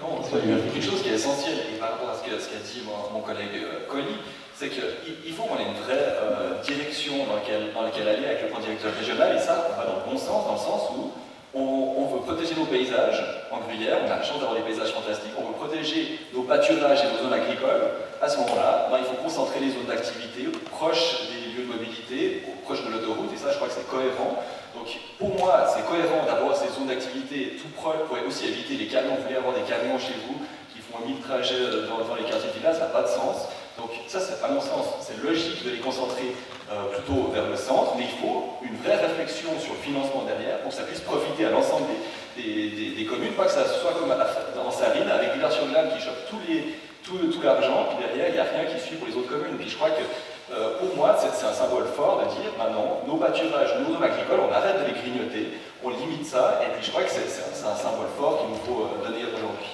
fortune de Villars-sur-Glane tient principalement à une seule multinationale, c'est donc un particulier. Si Villars-sur-Glane est la commune qui contribue le plus à la péréquation intercantonale, cantonale, pardon. On peut dire que c'est pas normal, mais actuellement toute commune touche de l'argent parce que Villars-sur-Glane en verse. Il faut quand même le dire.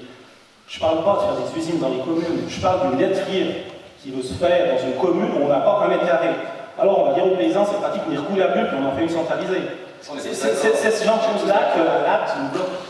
Une entreprise qui veut s'étendre de 300-400 mètres carrés pour agrandir son dépôt, actuellement, elle ne peut pas. Je ne parle pas de garder des immenses PME et de refaire des usines dans les communes, mais on a été tellement rigoriste avec l'application de l'acte, et la DAC aussi, il faut le dire, que même une petite extension, si ça n'a pas été mis en zone avant, c'est fini. Mais alors, monsieur Colli, concrètement, si vous êtes élu préfet, vous faites quoi par rapport à ça? Il faudra avoir demandé le plan directeur régional et pour moi, on peut modifier certaines lignes du plan directeur régional en redonnant une petite marge de manœuvre. Je ne dis pas qu'il faut donner une dizaine d'hectares en zone aux communes, mais laisser un petit peu de marge de manœuvre aux communes qui ont des PME chez eux pour qu'elles puissent un peu se développer. Quand on a une PME avec 4 ou 5 personnes de la commune qui habitent, est-ce que c'est logique, si elle veut développer, qu'elle doit partir à bulle? Ces gens, ils vont bien prendre un véhicule pour aller bosser dans la PME en question. C'était une passionné communale, M. Douta, puis M. Bosson veulent encore réagir, et après je pense qu'on peut Oui, ce volet. J'ai cru qu'on était dans le volet institution, mais je crois qu'on a bifurqué sans autre sur le volet aménagement du territoire. Ce sera pour mieux y revenir après. Voilà. Non, mais la mission du préfet, je crois qu'il faut aussi mettre les choses dans les ordres qui doivent être. Quel est le rôle du préfet et que peut faire le préfet? Quand on parle d'un tas de sujets, on dirait que le préfet il a la baguette magique pour dans tous les dossiers. Il fait cling là, il peut changer les choses.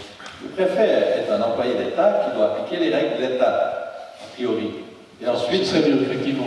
Ensuite, le préfet doit être un moteur dans sa région pour remonter à l'État les problèmes de sa région. Si je prends l'aménagement du territoire, par exemple, à mon avis, il doit être un relais extrêmement privilégié entre la DAEC et les dossiers stratégiques de sa région.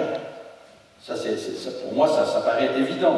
Il doit être un relais énorme entre l'ensemble des communes. Ce que soulève M. Colli, il a raison. On a l'impression aujourd'hui, mais ce n'est pas que le plan régional qui le dicte, c'est aussi le plan directeur cantonal qui donne les lignes qu'on doit suivre et qui doivent être la densification, c'est le peuple qui l'a voté aussi. Donc, c'est très difficile à mettre en place. Donc, engager et organiser le district, le préfet doit être à l'écoute des communes pour chercher des solutions là où c'est possible. Mais il ne peut pas non plus, il devra bien trancher, il ne peut pas donner partout n'importe quoi. Monsieur Bosson, pour la dernière intervention dans ce volet. Pour revenir, donc on parlait des institutions, l'autonomie communale, on a parlé de péréquation financière, mais on n'a pas résolu le problème. Le problème, c'est l'autonomie communale. L'autonomie communale, ce n'est pas l'horaire de l'administration communale, ou finalement, où sera l'administration communale. C'est le maintien de la qualité de vie de tous les citoyens. Et c'est pour ça que moi, en tout cas, si je suis élu préfet, je poursuis la réflexion, j'organise un vrai débat démocratique avec les différentes variantes, il y a la communauté, mais il y en a d'autres, et puis à la fin, le peuple décidera en toute connaissance de cause. Voilà, merci. Non, on va changer de volet, je suis désolé, parce qu'on ne peut pas non plus passer toute l'année sur les institutions et les implications dans l'aménagement du territoire. C'est le troisième volet de la soirée, et je repasse la parole à Jean Godet. Oui, en plus, il est intitulé Santé et les seniors. Donc, si je commence par une question sur la santé et les urgences, je sens qu'on ne va pas pouvoir aborder le thème des seniors. Donc, je commence par une question sur les seniors. On a l'impression que le préfet Borcard et puis la législature précédente, qui se termine avec, bien sûr, le conseil communaux, tout est réglé en fait. On va construire de nouveaux EMS, d'anciens vont être démantelés, on va ajouter des lits de jour, il y a le financement qui est assuré, tout est sur les rails. Qu'est-ce qu'il vous restera à faire? Est-ce qu'il y a encore une réorientation à donner, M. Savary? Oui, alors tout est à faire en fait. Les EMS, normalement le premier EMS opérationnel aurait dû voir le jour en 2018. Actuellement on en est encore à la phase de concours. On pense que la réalisation va être faite en 2026. Donc on doit réaliser les différents EMS. Je crois que Pringy, le concours vient de sortir aujourd'hui. On a vu d'autres concours qui sont en train de se mettre en place, mais c'est urgent. On a des EMS qui sont vétustes, je pense notamment Minimum, dont j'étais président du comité de direction. On pense également à Gruyère, ça fait longtemps qu'on sait qu'il y a cette problématique. Et il y a le maintien à domicile, parce qu'avant, pour nos aînés, je pense qu'il est important qu'ils puissent rester chez eux dans de bonnes conditions. Je Je fais partie du groupe de travail de la Gruyère pour le maintien à domicile des aînés. On est en train de réfléchir avec les communes sur des concepts Senior Plus pour chaque commune, pour pouvoir justement que les personnes puissent rester chez elles dans les meilleures conditions le plus longtemps possible. C'est aussi quelque chose de très pragmatique. Les places en AMS coûtent cher et elles sont limitées. Ce n'est toujours pas le cas maintenant. C'est pas le cas maintenant et on ne fait pas assez pour le maintien à domicile. Alors, écoutez, il y a énormément de choses. Il y a tout ce qui est soins à domicile, les repas à domicile, mais aussi des choses toutes bêtes comme l'aménagement urbain, l'aménagement des appartements. On a identifié un problème qui est vraiment douloureux. C'est beaucoup de gens qui vivent en périphérie, sont propriétaires de leur logement, et leur logement se situe sur plusieurs niveaux. Donc il y a des escaliers. Comment fait-on pour que ces gens puissent avoir accès à des moyens auxiliaires? Quel est le rôle de la région là-dedans? Il y a énormément de réflexions. On est au début de cette réflexion, mais les forces de travail sont là, les communes se réunissent, et il y a des commissions seniors dans chaque commune, et je pense que c'est quelque chose de positif. Mais nous sommes au début. Vincent Dessant. Oui, alors dans ce débat, il n'y a pas de miracle. On sait que d'ici 2030, les personnes de plus de 80 ans vont doubler. Et comme heureusement les gens ils sont de plus en plus en forme, ils restent plus longtemps chez eux, un des premiers axes, c'est le maintien à domicile avec des soins adéquats. Il faudra mettre le paquet pour que les gens puissent rester à domicile le plus longtemps possible, puisque c'est leur souhait. Le deuxième axe, c'est au niveau communal, effectivement, c'est les concepts communaux seniors plus. Les communes ont la responsabilité de faire en sorte que les gens qui restent à domicile se maintiennent en forme et des facilités d'accès pour la buanderie, les repas à domicile, etc. Ça, c'est le concept senior plus les communes. Et en dernier lieu, il y a les EMS. Et quand vous dites que le préfet Bourcard a tout décidé, alors il y a énormément de choses qui sont sur les rails, c'est clair, il y a énormément de choses. Par contre, les EMS vont devoir se réinventer. C'est plus la maison de retraite comme on l'a connue, ça va rester bien sûr, et pour la dernière phase de la vie, il y aura bien un moment où on sera obligé de rester au home, on ne pourra plus rester à domicile. Mais les EMS vont se réinventer, ils vont se réadapter pour accueillir les gens qui restent à domicile mais qui ont besoin de soins, qui ont besoin de soutien, encore une fois, pour le linge, les repas, etc. Donc les EMS ils vont se réinventer, et ça c'est un sacré chantier. Gabriel, non, en premier. Volontiers. Je crois qu'autour de cette table, on sera tous d'accord. Garder à domicile les personnes qui le souhaitent, c'est quelque chose qui est nécessaire. Mais ça ne se fera pas avec un coup de baguette magique. Il faut voir comment. Et puis, une des choses qui, à mon sens, est essentielle, c'est de soutenir les proches aidants, parce que c'est eux qui permettent à leurs conjoints qui ont un peu plus de difficultés de pouvoir rester à domicile. Et puis ça, c'est quelque chose qui est essentiel, c'est quelque chose qui coûte de l'argent. C'est clair que c'est pas quelque chose qui rapporte de l'argent de soutenir ses proches aidants, mais c'est des gens qui sont essentiels pour la société. Et ça se fait comment? Ça se fait en poussant pour avoir des lits courts séjours dans les EMS pour que le proche aidant puisse prendre quelques jours de vacances, quelques jours de repos. Ça se fait avec un hébergement de nuit qui puisse soulager les différentes proches aidants. Et ça se fait avec des foyers de jour qui puissent aussi donner quelques activités aux personnes en difficulté pour soulager ces proches aidants. Et ça, je crois que c'est des mesures qu'il faut prendre et chez lesquelles on doit être beaucoup plus offensif pour pouvoir soulager ces personnes et puis pour permettre à éviter que les proches aidants, en fait, ils se grillent à force de donner sans avoir de pause. Au final, ils explosent et puis la personne part à l'EMS. Est-ce que ça, c'est du ressort du préfet? Ça va avec le réseau de santé de manière à l'échelle du district qui doit financer ça. C'est une politique vieillesse qui va coûter, c'est pas quelque chose qui va rapporter comme peut rapporter les EMS, et ça, c'est un réel investissement que doit avoir le réseau santé à l'échelle du district. Gabriel Colli. Ça a été dit, et dans le groupe, ce qu'il a dit, je pense qu'on sera tous d'accord sur le fait que ça part dans le bon sens. Avant de venir ici, j'ai été à Franchir, j'ai croisé M. le syndic de Gruyère, pour voir justement l'attribution du maire du nouveau home avec un bâtiment communal. Et puis pour moi, ce qui est important là derrière, on sait qu'on a ces 4 homes qui vont se faire 640 millions. Le rôle du préfet, pour changer un peu ce qui était dit là, ça sera aussi d'être un garant de l'enveloppe financière. On sait, on voit les catastrophes à l'état de Fribourg quand on construit des bâtiments. On a systématiquement des surcoûts, les projets sont mal gérés. Pour moi, ça sera très important que le préfet mette le grain dans les commissions de bâtisse pour les montants qu'on va investir. On a des montants qui sont élevés, qui sont sur les charges des communes, ça a été dit. Donc, le préfet va vraiment être le gardien de ces montants et puis déléguer les bonnes personnes, que les bonnes personnes soient dans ces commissions de bâtisse pour surveiller ces constructions et pas arriver à des surcoûts énormes. Après, il faut noter, je soutiens ce qu'a dit Wakowski sur les prochains ans. Pour moi, c'est des choses qu'on doit le dire, c'est pas souvent. Moi, c'est des des choses pour le souligner, ça fait économiser énormément d'argent. Et puis on va aider ces personnes, que ce soit par des mises à disposition de structures ou aussi par des allégements fiscaux, ce qui a été proposé plusieurs fois et très souvent refusé. Jean-Pierre Boutin. Oui, concernant cette politique de la personne âgée, elle est en place, elle est en train de se mettre en place, on est d'accord.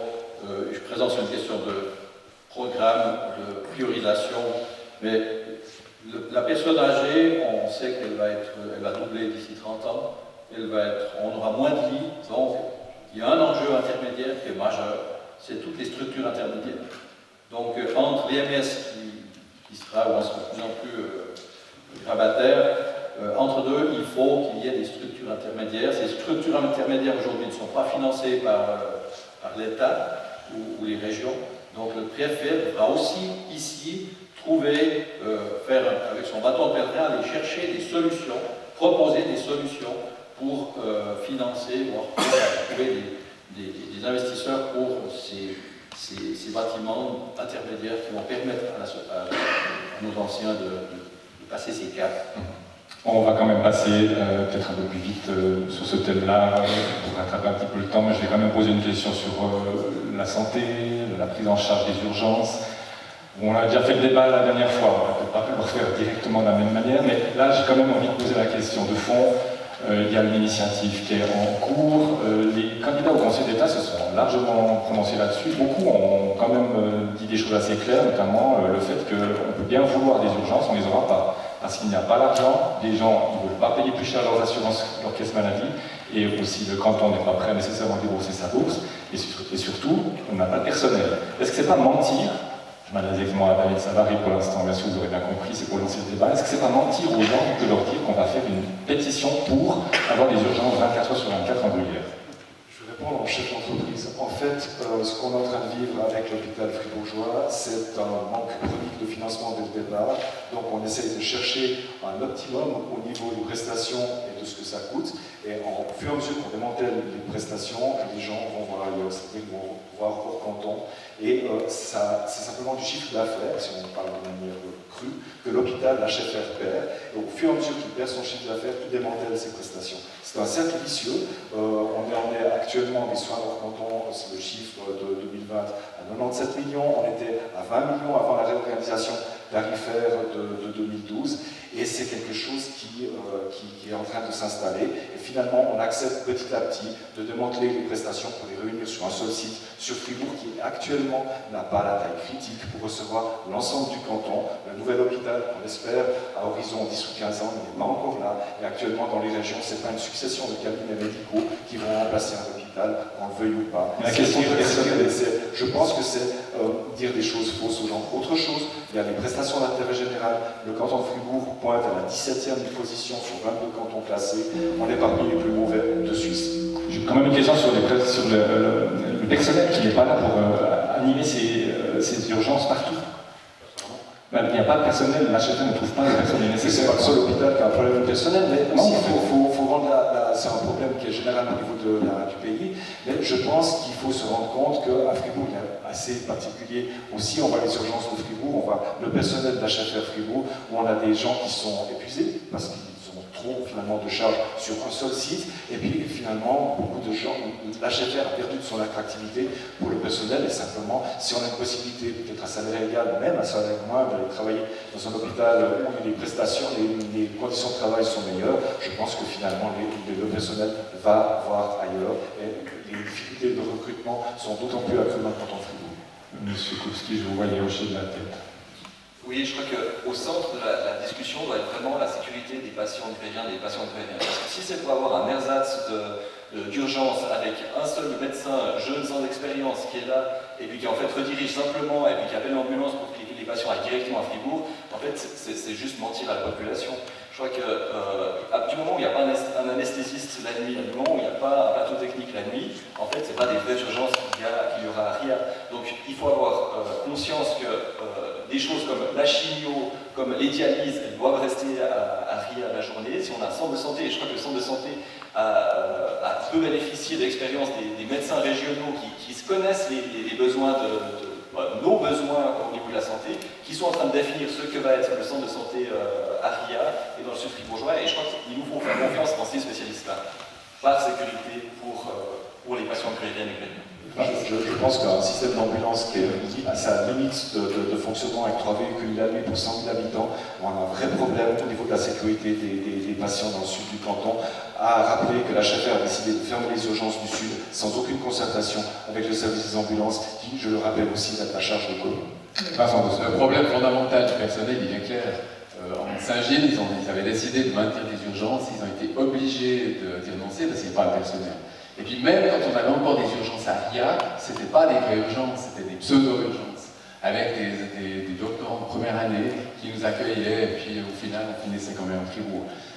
Pour remettre le débat au centre, je pense que l'HFR, il aurait pu décider aussi de supprimer l'HFR et puis envoyer tous les Fribourgeois et Fribourgeoises soit au CHUV, soit à l'hôpital de Lille. Ils ont décidé de maintenir un hôpital fort au centre dans lequel on va beaucoup investir. Ça, c'est la stratégie de l'HFR. Et puis maintenant, pour maintenir dans les régions, il y a ces fameux centres de santé. Et ces fameux centres de santé, nous, dans le sud, les préfets du sud ont déjà réussi à se réunir les trois pour faire un gros centre de santé, pour promouvoir une offre extrêmement variée en ambulatoire. Ben, ça ne fait pas de sens d'aller à Fribourg pour des chimios, des dialyses, etc. On doit les faire en proximité. Et en étant groupés les trois, on a un gros centre de santé. Et enfin, les urgences, pour pallier aux urgences, parce que c'est de ça qu'on parle, pour moi, la priorité, c'est dans les 15 premières minutes d'être pris en charge par des professionnels. Après, qu'on vous amène à Fribourg ou bien à RIA, ça ne change rien. Et moi, je suis tout à fait d'accord d'augmenter l'enveloppe pour les ambulances sud, pour le 144.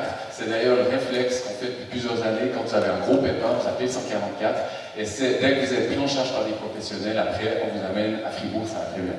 Il y a une dizaine d'années, lorsqu'on avait démantelé la maternité de RIA, j'avais interrogé un économiste de la santé qui me disait qu'il y avait autant d'hôpitaux dans le canton de Berne que dans toute la Suède, à l'époque, il y a 10 ans, mais ça pose quand même question. Gabriel Colli. Bon, premièrement, il y a deux choses. On a une initiative avec une votation le 28 novembre. En cas d'acceptation de ces deux votations, je pense que tout ce qui se dit là va certainement changer. Parce que si le peuple bourgeois accepte l'initiative qui a été déposée, ben déjà on va remettre sur le métier et discuter. Si l'initiative sur les soins infirmiers acceptée le 28 novembre, sauf erreur, ça remettra aussi pas mal de choses en question sur l'entier, aussi la motivation des infirmières. On voit qu'il y a beaucoup de changements. Il ne faut pas se leurrer, on sait qu'il y a un manque de personnel médical. Mais maintenant, si on veut garder les structures, on va se battre pour ces structures. Et moi, ce qui me dérange toujours, c'est le report de HFR sur les régions. C'est-à-dire HFR nivelle par bas. Vous auriez dit il y a 10 ans qu'on allait fermer Bilan, je vous dire non, on est garanti de garder Bilan si c'est bon. Ben, maintenant, Bilan c'est fermé. Il y a 20 ou 30 ans en arrière, avec Châtel, c'est la même chose. Donc, le HFR a nivelé par le bas systématiquement. Et moi, personnellement, je n'ai qu'une peur, c'est qu'à terme, rien soit fermé. Ou en tout cas, qu'on nous laisse un centre de santé. Alors, j'ai déjà eu l'occasion de le dire. Moi, le centre de santé, actuellement, c'est une coquille vide. On ne sait pas qui c'est qui paye, on ne sait pas ce qu'il y aura dedans. Puis, ben, ça arrive en année électorale, c'est sympathique. Pas Châtel-Saint-Denis, c'est pas une coquille vide. Non, mais je ne parle pas de centre de santé à Châtel-Saint-Denis, je dis centre de santé du Sud, que les soi-disant les trois préfets du Sud ont essayé de négocier avec la HFR. Mais on n'en sait rien actuellement. Donc moi, je suis pour garder au maximum des urgences à RIA, des urgences qui marchent, et ça je pense qu'on est tous d'accord. Si on veut garder des structures pour des choses qui marchent, où il y a des soignants, mais par contre, il faut attendre ces votations. Une fois que ça sera passé, là, on pourra en discuter. 24 heures sur 24, 7 jours sur 7. Si on a les gens pour, oui. Jean-Pierre. Oui, écoutez, je crois que si c'était si simple, pourquoi le préfet Bourcard n'aurait pas déjà tout ça mis en place? Je crois que c'est clair. Le rôle du préfet, c'est de faire dialoguer le canton avec sa région. Je l'ai déjà dit tout à l'heure.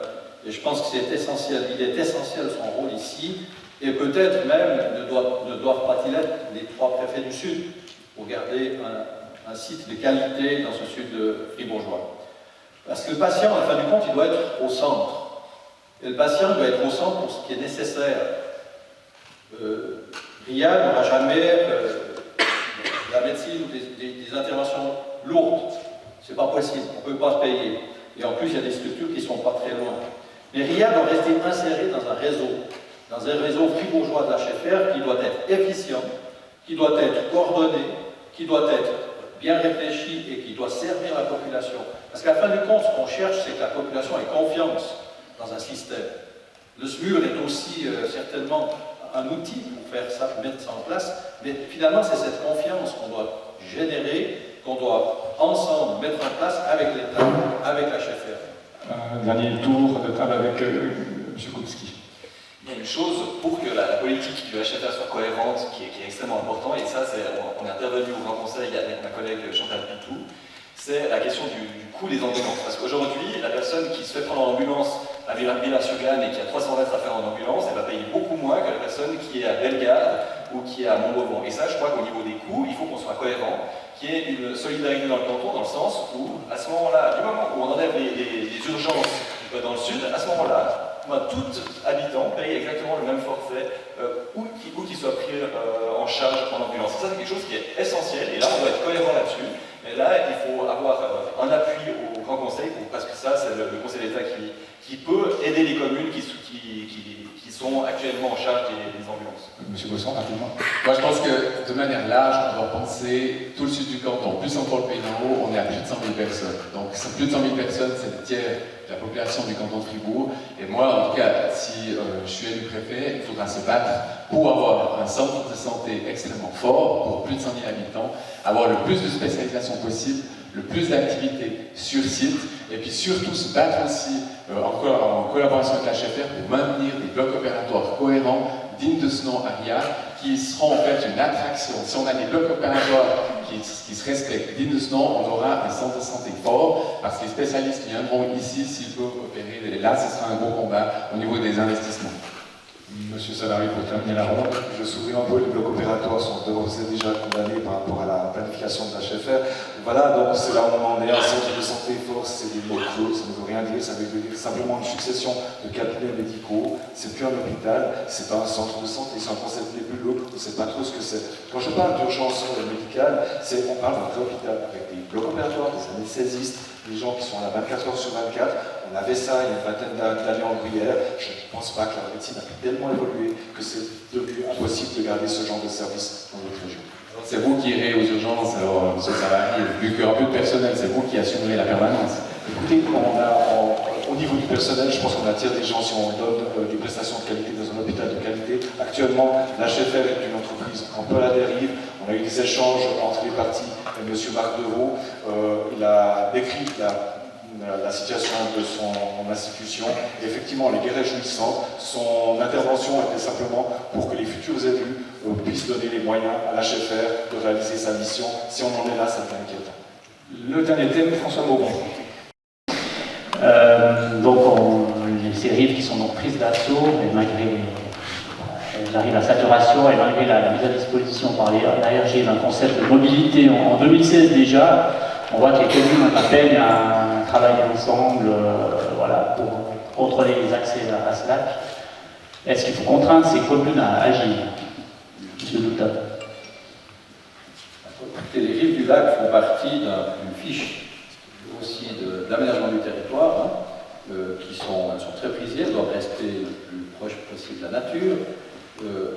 L'idéal, c'est que l'ensemble des communes qui composent ces rives du lac se mettent ensemble et qui proposent des aménagements qui soient cohérents dans les objectifs qu'on veut mettre en place. Mais comment on les fait agir ensemble? Eh bien, le travail du préfet, c'est celui qui doit certainement, si les rives du lac deviennent un enjeu d'importance touristique de la région, je crois que le travail du préfet, ce sera de réunir ces communes pour essayer, avec elles, dans un dialogue et dans un esprit de mise en œuvre cohérente d'une chose, de chercher des solutions. Le préfet seul ne financera pas grand-chose. D'ailleurs, je suis en train de travailler sur un concept d'aider à financer les coûts d'exploitation, voire les lancements des projets qui servent et qui sont reconnus d'importance régionale. Celui-ci peut en être un. Mais s'il est d'importance régionale, à mon avis, c'est l'ensemble de la région par nature qui devrait porter pour partie ce dossier.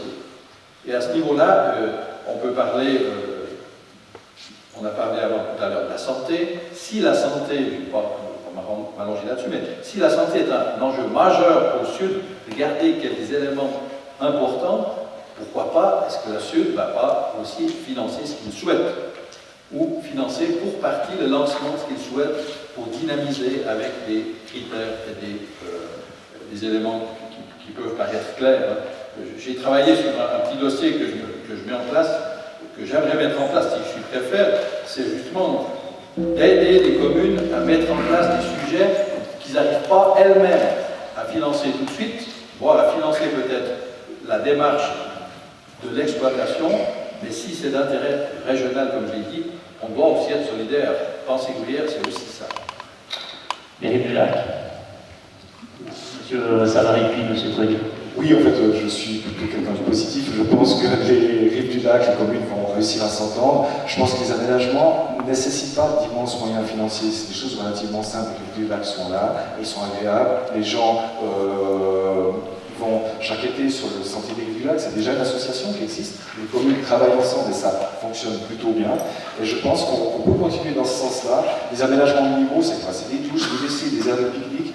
Je pense qu'on arrive déjà à pas mal de choses. Ensuite, concept de mobilité aussi. Cette réflexion globale sur les parkings, j'en ai déjà fait part dans les différentes prises de position qu'on a dû faire durant la campagne, des parkings payants peut-être proches du lac, des parkings gratuits, plus éloignés du lac, des transports publics un peu plus efficaces. Je pense que les solutions existent, maintenant il faut se mettre autour d'une table. Je pense qu'on doit encourager le dialogue entre les communes et c'est effectivement le rôle du préfet sans faire de grandes révolutions. Je pense qu'on peut arriver à gérer ces rives du lac, c'est pas la quadrature du cercle. Monsieur Colli. On a besoin d'infrastructures, c'est vrai. Mais je vous mets au défi d'aller mettre en enquête des toilettes au bord du lac maintenant, en zone agricole, en zone forêt, puis vous verrez le retour vous aurez de la niet. Donc que font les communes? Elles essayent de s'allumer un petit peu pour trouver des solutions. Actuellement, pour rien faire. Si Corbière à l'époque avait refusé ce conseil de mobilité, c'était simple, ils voulaient nous obliger à mettre le parking de Corbière payant. Alors beaucoup de monde utilise des camions. Pour nous, c'est exclu, c'est quelque chose qui sera toujours exclu demain.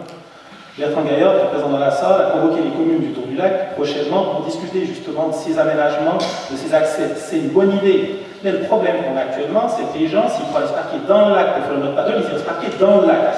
C'est quand même un problème. Un dimanche après-midi, les dépassants, on a tenté de passer sans voiture, qui descendaient au lac, alors qu'il y a la place à Corbière, elle était libre, hein. Il n'y a pas un long bout à pied. Donc il y a déjà un problème d'incivilité. Ça, c'est la première chose. On a un candidat vert. On a un candidat vert ce soir. Non, mais l'autre aspect qu'il y a, c'est qu'on a un choix. Soit on centralise les touristes, que les gens qui seront proches, justement, où on centralisera les touristes ne seront pas d'accord, soit on essaie de garder sur le lac plusieurs points d'accès et plusieurs points de loisirs. On n'arrivera pas à tout avoir. Si vous voulez centraliser ces espèces de nuisances qu'on aura, les riverains ne seront de toute façon pas d'accord. Donc c'est quoi moi je n'ai pas la solution de la quadrature du cercle. Hein. Il faudra essayer de garder des infrastructures, que les gens puissent venir au bord du lac, mais que ça dérange le moins possible les riverains. Si vous êtes en rando payant le parking, vous arrivez sans doute un peu mieux à réguler la circulation. Mais justement, ils n'allaient pas au parking, ils descendaient ce parking au bord du lac. Le parking était vide sur la place. Et ils descendaient ce parking tout au bord du lac. Donc c'est là le problème de base. Pourtant c'est interdit. Les gens vont se parquer au plus près, même pour faire du sport. Donc oui, il faut des parkings, c'est clair. Et puis il faut essayer d'en avoir un petit peu plus, parce que je suis désolé, le type qui vient en paddle, il ne va pas venir en paddle depuis Bulle, la gare, avec son paddle dans le bus. DBF, je suis pas fou, à moins qu'il puisse le gonfler. Monsieur Boisson. Oui, alors c'est clair, les rives du lac sont prises d'assaut, on l'a vu, avec le Covid, ça a encore accéléré le mouvement. Au niveau des infrastructures, je pense qu'on doit avoir une approche globale, et là, il y a un rôle fondamental qui doit être donné à l'ARG, parce qu'évidemment, ces problématiques dépassent les frontières communales, et puis je pense qu'en fonction de leur importance qu'on veut leur donner à ces futures infrastructures, je pense que l'ARG pourrait entrer en matière pour financer ces infrastructures, parce que la situation actuelle n'est absolument pas satisfaisante. Monsieur Koulski. Oui, je pense qu'effectivement, ça va s'inscrire dans un concept global de quel tourisme est-ce qu'on veut et est-ce qu'on veut amener du monde au bord du lac. Je crois que les gens ont du plaisir, les gens de la région ont du plaisir à venir au bord du lac, mais pour faire quoi? Pour profiter de l'eau et puis pour faire de la randonnée.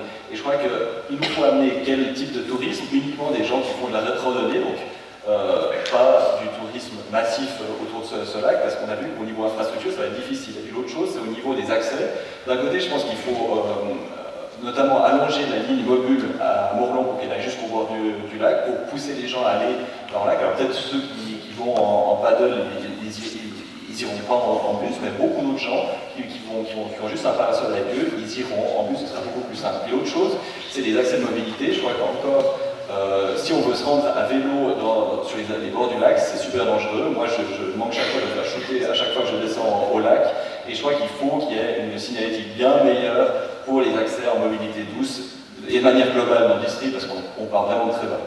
Vous posez donc la question finalement quel tourisme on veut, mais vous parlez du tourisme massif à éviter peut-être, mais en fait le tourisme massif il est déjà là, non? Il ne faut pas accompagner le mouvement maintenant. Le tourisme massif, il faut le garder là où il y a des infrastructures pour pouvoir l'accueillir, c'est-à-dire Brefabrique et puis Gruyère, qui qu'il y a des infrastructures pour le faire. Et puis, au niveau des abords du lac, il faut absolument avoir une cohérence dans la gestion des parkings, et notamment avoir une cohérence dans le fait qu'ils soient payants. Ça, je crois que c'est quelque chose qui est essentiel. Mais il ne faut pas qu'on amène massivement les gens au bord du lac et les garder. En tout cas, le tourisme massif, comme on l'entend, les cas. J'ai travaillé 6 ans à la réception du château de Gruyère. Ben voilà, on les garde à Gruyère, on les garde à Chocolat. Monsieur Salarié, puis Monsieur Collier.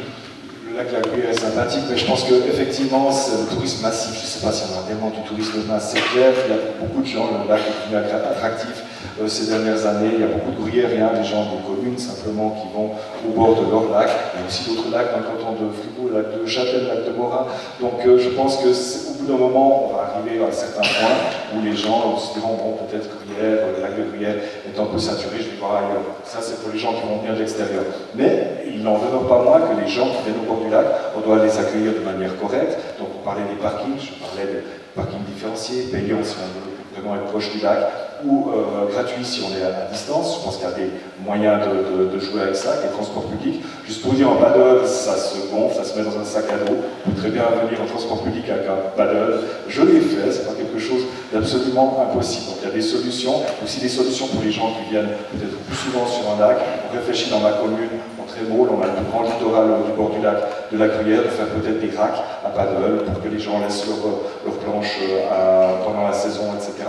Il y a des solutions qui existent et je pense, j'ai un outil, mais je pense que les communes riveraines du lac peuvent s'organiser comme elles l'ont fait pour le sentier des rives du lac, elles l'ont fait avec succès. Monsieur Collier.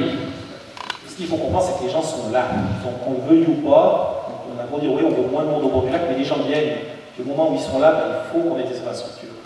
Ce qui ressort de cette discussion, je trouve, c'est qu'il nous manque aux alentours de Bulle des parkings. Ça, c'est un fait. Des parkings qui lient immobiles. Des parkings qui permettent aux gens qui ont un paddle qui ne se gonfle pas, typiquement, qui se gonfle, de parquer et d'aller avec ces transports publics. Je suis tout à fait d'accord.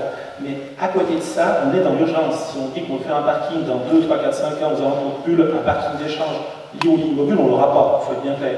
Par contre, tous ces étés, au moins cet été où j'ai du temps, mais l'été passé, on a ces soucis. Donc on doit réagir. Et puis ça pèse sur les communes, bien sûr, ça pèse sur les riverains qui ne sont pas forcément contents de voir chez une voiture passer devant chez eux, qui descendent là quand même quand c'est interdit. Donc là, il faut qu'on prenne des décisions. Pour dire la dernièrement, on a mis une barrière. C'était la mettre, ou à l'interdiction, on a fait une barrière. Vous voulez faire quoi? Il n'y a pas 50 solutions. Et on en vient dans ces extrêmes-là, et qui pénalisent par contre les gens qui ont le bateau en gros là, qui ont le droit de descendre, ou les pêcheurs. Et c'est justement par ces nuisances-là qu'on est obligé de pénaliser les riverains. Et moi, c'est ça qui me dérange. Monsieur Douta. Oui, le tourisme de la Gruyère, c'est 40% du tourisme fribourgeois en chiffre d'affaires. Le chiffre d'affaires du tourisme fribourgeois, c'est 1 milliard. Donc la Gruyère, à part nature, avec ses 40%, est une destination touristique importante. Est-ce qu'on a du tourisme de masse en Gruyère? C'est quoi du tourisme de masse? On peut admettre que 420 000 personnes par année à Nestlé, c'est du tourisme de masse. Peut-être 1 million à Gruyère, c'est un tourisme de masse, mais il est encore échelonné et coordonné. Les vraies questions du lac, c'est vraiment, est-ce que c'est un outil touristique qu'on veut développer? Et je crois qu'on doit développer. Parce que le tourisme de demain, c'est un tourisme doux, c'est un tourisme nature, c'est un tourisme qui se promènera à vélo. Et tout ce qu'on vient de discuter ici, finalement, c'est des problèmes techniques de comment organiser ce tourisme si on veut. Et puis c'est vrai qu'ils sont là, et c'est vrai que là, on entre de nouveau dans des vrais problèmes d'aménagement du territoire, finalement, où on a des tracasseries pas possibles pour déplacer le piquet. Alors que si on pourrait le faire de manière cohérente, organisée, dans un esprit de durabilité, et puis il suffit de se mettre autour d'une table. Et là, si le tourisme autour du lac est un enjeu régional, j'estime que l'ARG, qui a très fait, doit accompagner le dossier pour aider cette mise en place. Monsieur Bresson, pour conclure ce volet. Juste une petite un complément par rapport à ce qu'a dit mon collègue Gabi. C'est clair qu'il parle de l'aspect temps. Mais ce qui est dommage, c'est qu'en 2016, l'ARG avait fait une étude qui recensait toutes les problématiques autour du lac. Et malheureusement, les communes n'en ont pas voulu parce que trop cher et trop contraignant. Aujourd'hui, on est 6 ans plus tard, on est exactement la même position. Donc en fait, il faut reprendre cette étude de l'ARG, la mettre au bout du jour et enfin avancer avec le futur préfet. Voilà. je mets ma main coupée après tout ce qui a été dit sur l'aménagement du territoire que si Didier Gastella, présent dans la salle, est réélu cet automne, il ne reprendra pas la DAEC. Après le basket, une partie de ping-pong avec la salle, peut-être 10 minutes de questions-réponses, des réponses rapides toujours, là, presque moins qu'une minute, mesdames du monde. Qui a une question à poser? Vous tentez le micro. Lancez-vous. Je ne sais pas, qu'est-ce qu'il y a? Monsieur. Ah, monsieur, au fond de la salle.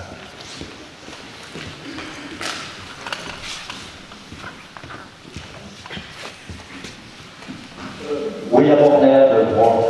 J'ai été très attentif, vous avez semé des tas d'idées extraordinaires, mais moi je m'estime comme un laboureur, parce que dans le terrain c'est très différent.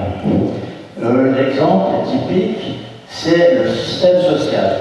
Quand il s'agit d'aider quelqu'un, je peux vous dire que c'est la croix et la bannière, et on tombe dans une république connue et qui pratique la républitoire. Et tout ceci dans des délais incroyables.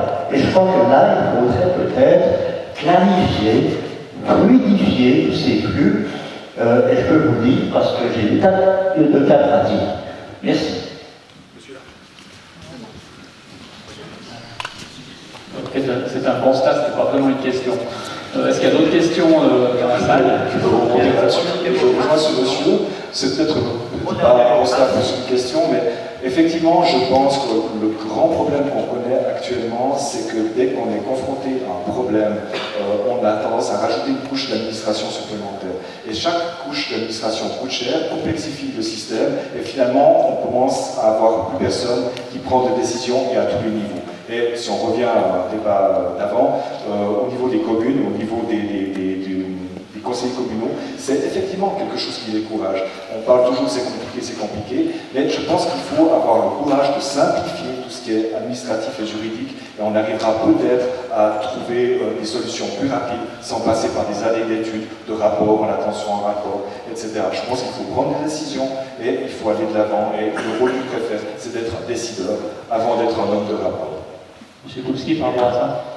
Au-delà de la simplification des tâches, de toute manière, elles restent complexes en soi, c'est mieux les expliquer. Et je pense que là, le préfet peut vraiment avoir un effet en donnant des mementos aux conseils communaux, en disant dans telle ou telle matière, au niveau de l'aide sociale, bah, ça fonctionne comme ça, vous avez cette base légale, vous allez chercher cette source ici, et puis pour les différentes manières, avoir une marche à suivre qui pourrait aider, et puis des fois éviter les attentes du fait de méconnaissance des domaines.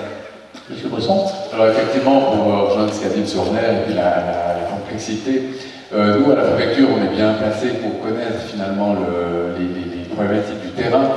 Et plutôt que d'envoyer des centaines d'emails, des quantités de rapports, au bout d'un moment, je pense qu'il faut se mettre autour de la table, on s'appelle, et puis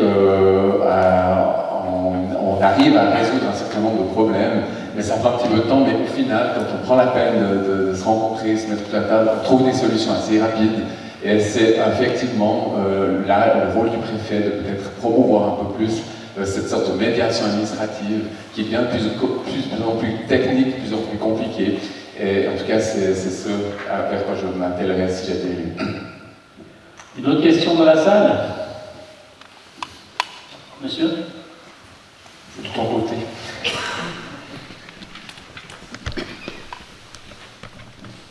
Merci. Donc, je présente Marc Monet, président du comité citoyen pour la réforme des hôpitaux de proximité. J'ai une question à monsieur Douta qui a commencé à en parler. Il y avait une convention qui s'appelle la Convention de Beaulieu, qui avait été signée par le préfet des 3 districts du sud du canton. Et puis vous avez parlé avant d'être le membre communicant de l'HFR et des citoyens. Dans quelle mesure, je pose la question à vous comme aux 4 autres futurs candidats à la préfecture, dans quelle mesure vous pourrez apporter un soutien plus percutant auprès de la population par rapport aux décisions de l'HFR? Merci pour cette question. Cette fameuse convention de Beaulieu, je crois même dans la salle, il y a des personnes qui l'avaient signée à l'époque, qui datent déjà. Je crois qu'elle faisait sens. La problématique était déjà un peu la même. Il fallait trouver une solution pour le sud du canton pour arriver à garder un hôpital, une structure hospitalière qui fait sens et qui soit pragmatique et efficience au service de la population. Je l'ai dit tout à l'heure dans mon intervention, si j'allais être élu préfet, je pense que c'est un des dossiers majeurs qu'on va engager. C'est vraiment la sécurité sanitaire du sud du canton, mais seul, il ne pourra pas le faire. Et je reste persuadé qu'en se mettant ensemble et en ayant des objectifs ensemble et en trouvant peut-être aussi des moyens financiers ensemble, moi je suis même ouvert à dire si on veut garder que c'est si compliqué, est-ce qu'une ouverture publique-privée peut aussi être engagée? Finalement, c'est quoi qu'on peut chercher derrière? C'est la sécurité du patient, c'est la sécurité de la personne qui habite ici. Et ensuite, cette sécurité, naturellement, qu'il faut la mettre dans un cadre, jusqu'à ce niveau-là, on est d'accord de l'engager, et plus loin, c'est les instances supérieures qui doivent prendre en charge. Monsieur Savary. Oui, juste l'appel de vos rues, ce qui est assez piquant, c'est qu'à l'époque, on avait donc les préfets du Sud, et différentes personnes, notamment Madame Demière, qui parlaient de maintien d'un hôpital dans le sud fribourgeois, donc à Ria, avec comme fer de lance de cet hôpital des urgences. Donc finalement, le discours change, je pense ouvrir des moyens financiers qui ne sont plus là, malheureusement. Monsieur Bosson. Et alors, moi je pense dans cette problématique, cette question, le préfet, il devra relayer les préoccupations du terrain, donc de l'ensemble de la population de la Gruyère auprès de la HFR, trouver une solution en concertation avec eux pour défendre ce centre de santé du Sud. Et puis, il faudra, je parlais avant des blocs opératoires, il faudra se battre avec la HFR pour avoir des investissements là-dedans. C'est pas facile, on sait qu'ils ont besoin de beaucoup de fonds pour l'hôpital de Bertigny, mais si au final on n'y arrive pas, moi je suis comme M. Dupin, je suis ouvert à la discussion, pourquoi pas avec du privé, pour faire un partenariat public-privé, pour éventuellement maintenir des blocs opératoires qui se respectent dans le futur centre de santé du Sud. Il y a une question ici. Oui, merci. Mathieu Laca. Si on s'intéresse un minimum à la politique, on sait que pour mettre en place son point de vue et ses idées, il nous faut globalement 2 législatures. Et donc je voulais demander à chacun des candidats, mais surtout à toi Jean-Pierre, je te dis directement, si vous êtes prêt à faire 2 législatures pour mettre en place votre politique. Monsieur Doutin. Alors j'ai déjà répondu l'autre soir, on avait un magnifique exposé de M. Lurit, qui est tétraplégique, qui avait un problème de sport, un homme magnifique, avec une vision magnifique. Et je lui ai dit, écoute, ce que je te souhaite, c'est que ça aille mieux et que dans 10 ans, tu sois candidat à la préfecture pour me remplacer. Monsieur Salade. Dans 2 législatures, j'aurai l'âge de Jean-Pierre, donc oui, je pense que je peux faire 2 législatures. Vous êtes d'accord avec ça? Il faut 2 législatures. Mais je rappellerai quand même qu'on est élu pour une législature, n'est-ce pas? Oui, je suis d'accord avec Jean. Monsieur Bosson, quand même. Donc je crois qu'il y avait tous les... Allez-y, alors même. Bon, alors moi c'est clair, alors cette question, j'ai 43 ans, donc si j'ai la chance d'être élu, c'est sûr que je m'engagerai sur le long terme et dans la continuité. Et M. Koupski qui a 30 ans, qui a la vie devant lui. Donc c'est clair qu'on est libre pour 5 ans, et puis du moment que la population souhaite continuer avec la même personne, je crois que c'est quelque chose qui est important de se voir à l'intérieur. Et Gabi Colli qui est à peine moins jeune. Un petit peu curieux quand même. Même réponse que du roi Koupski pour une fois. C'est la 2e fois. Voilà, donc nous sommes arrivés, je pense, au terme de ce débat, mais avant ça, la nouvelle petite tournée de chapeau. Alors, j'ai quelques petites questions de culture générale et d'impression pour clore en beauté ce... On va pas jouer au basket, mais il y a une question qui est un peu vache, mais moins. C'est pour ça que tu peux la choisir en premier. Donc, petite quiz de culture générale. Par les candidats qui auront eux-mêmes la question et j'espère donneront la bonne réponse.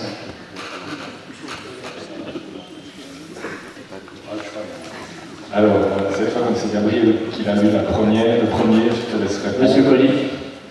Le plus grand défaut du gruyérien. Un petit peu chauvin. Je sais ce que vous dites. Un peu chauvin, c'est ça? Monsieur Bosson. Qui est le joueur gruyérien de football olympique? Je ne sais pas. C'est d'autres.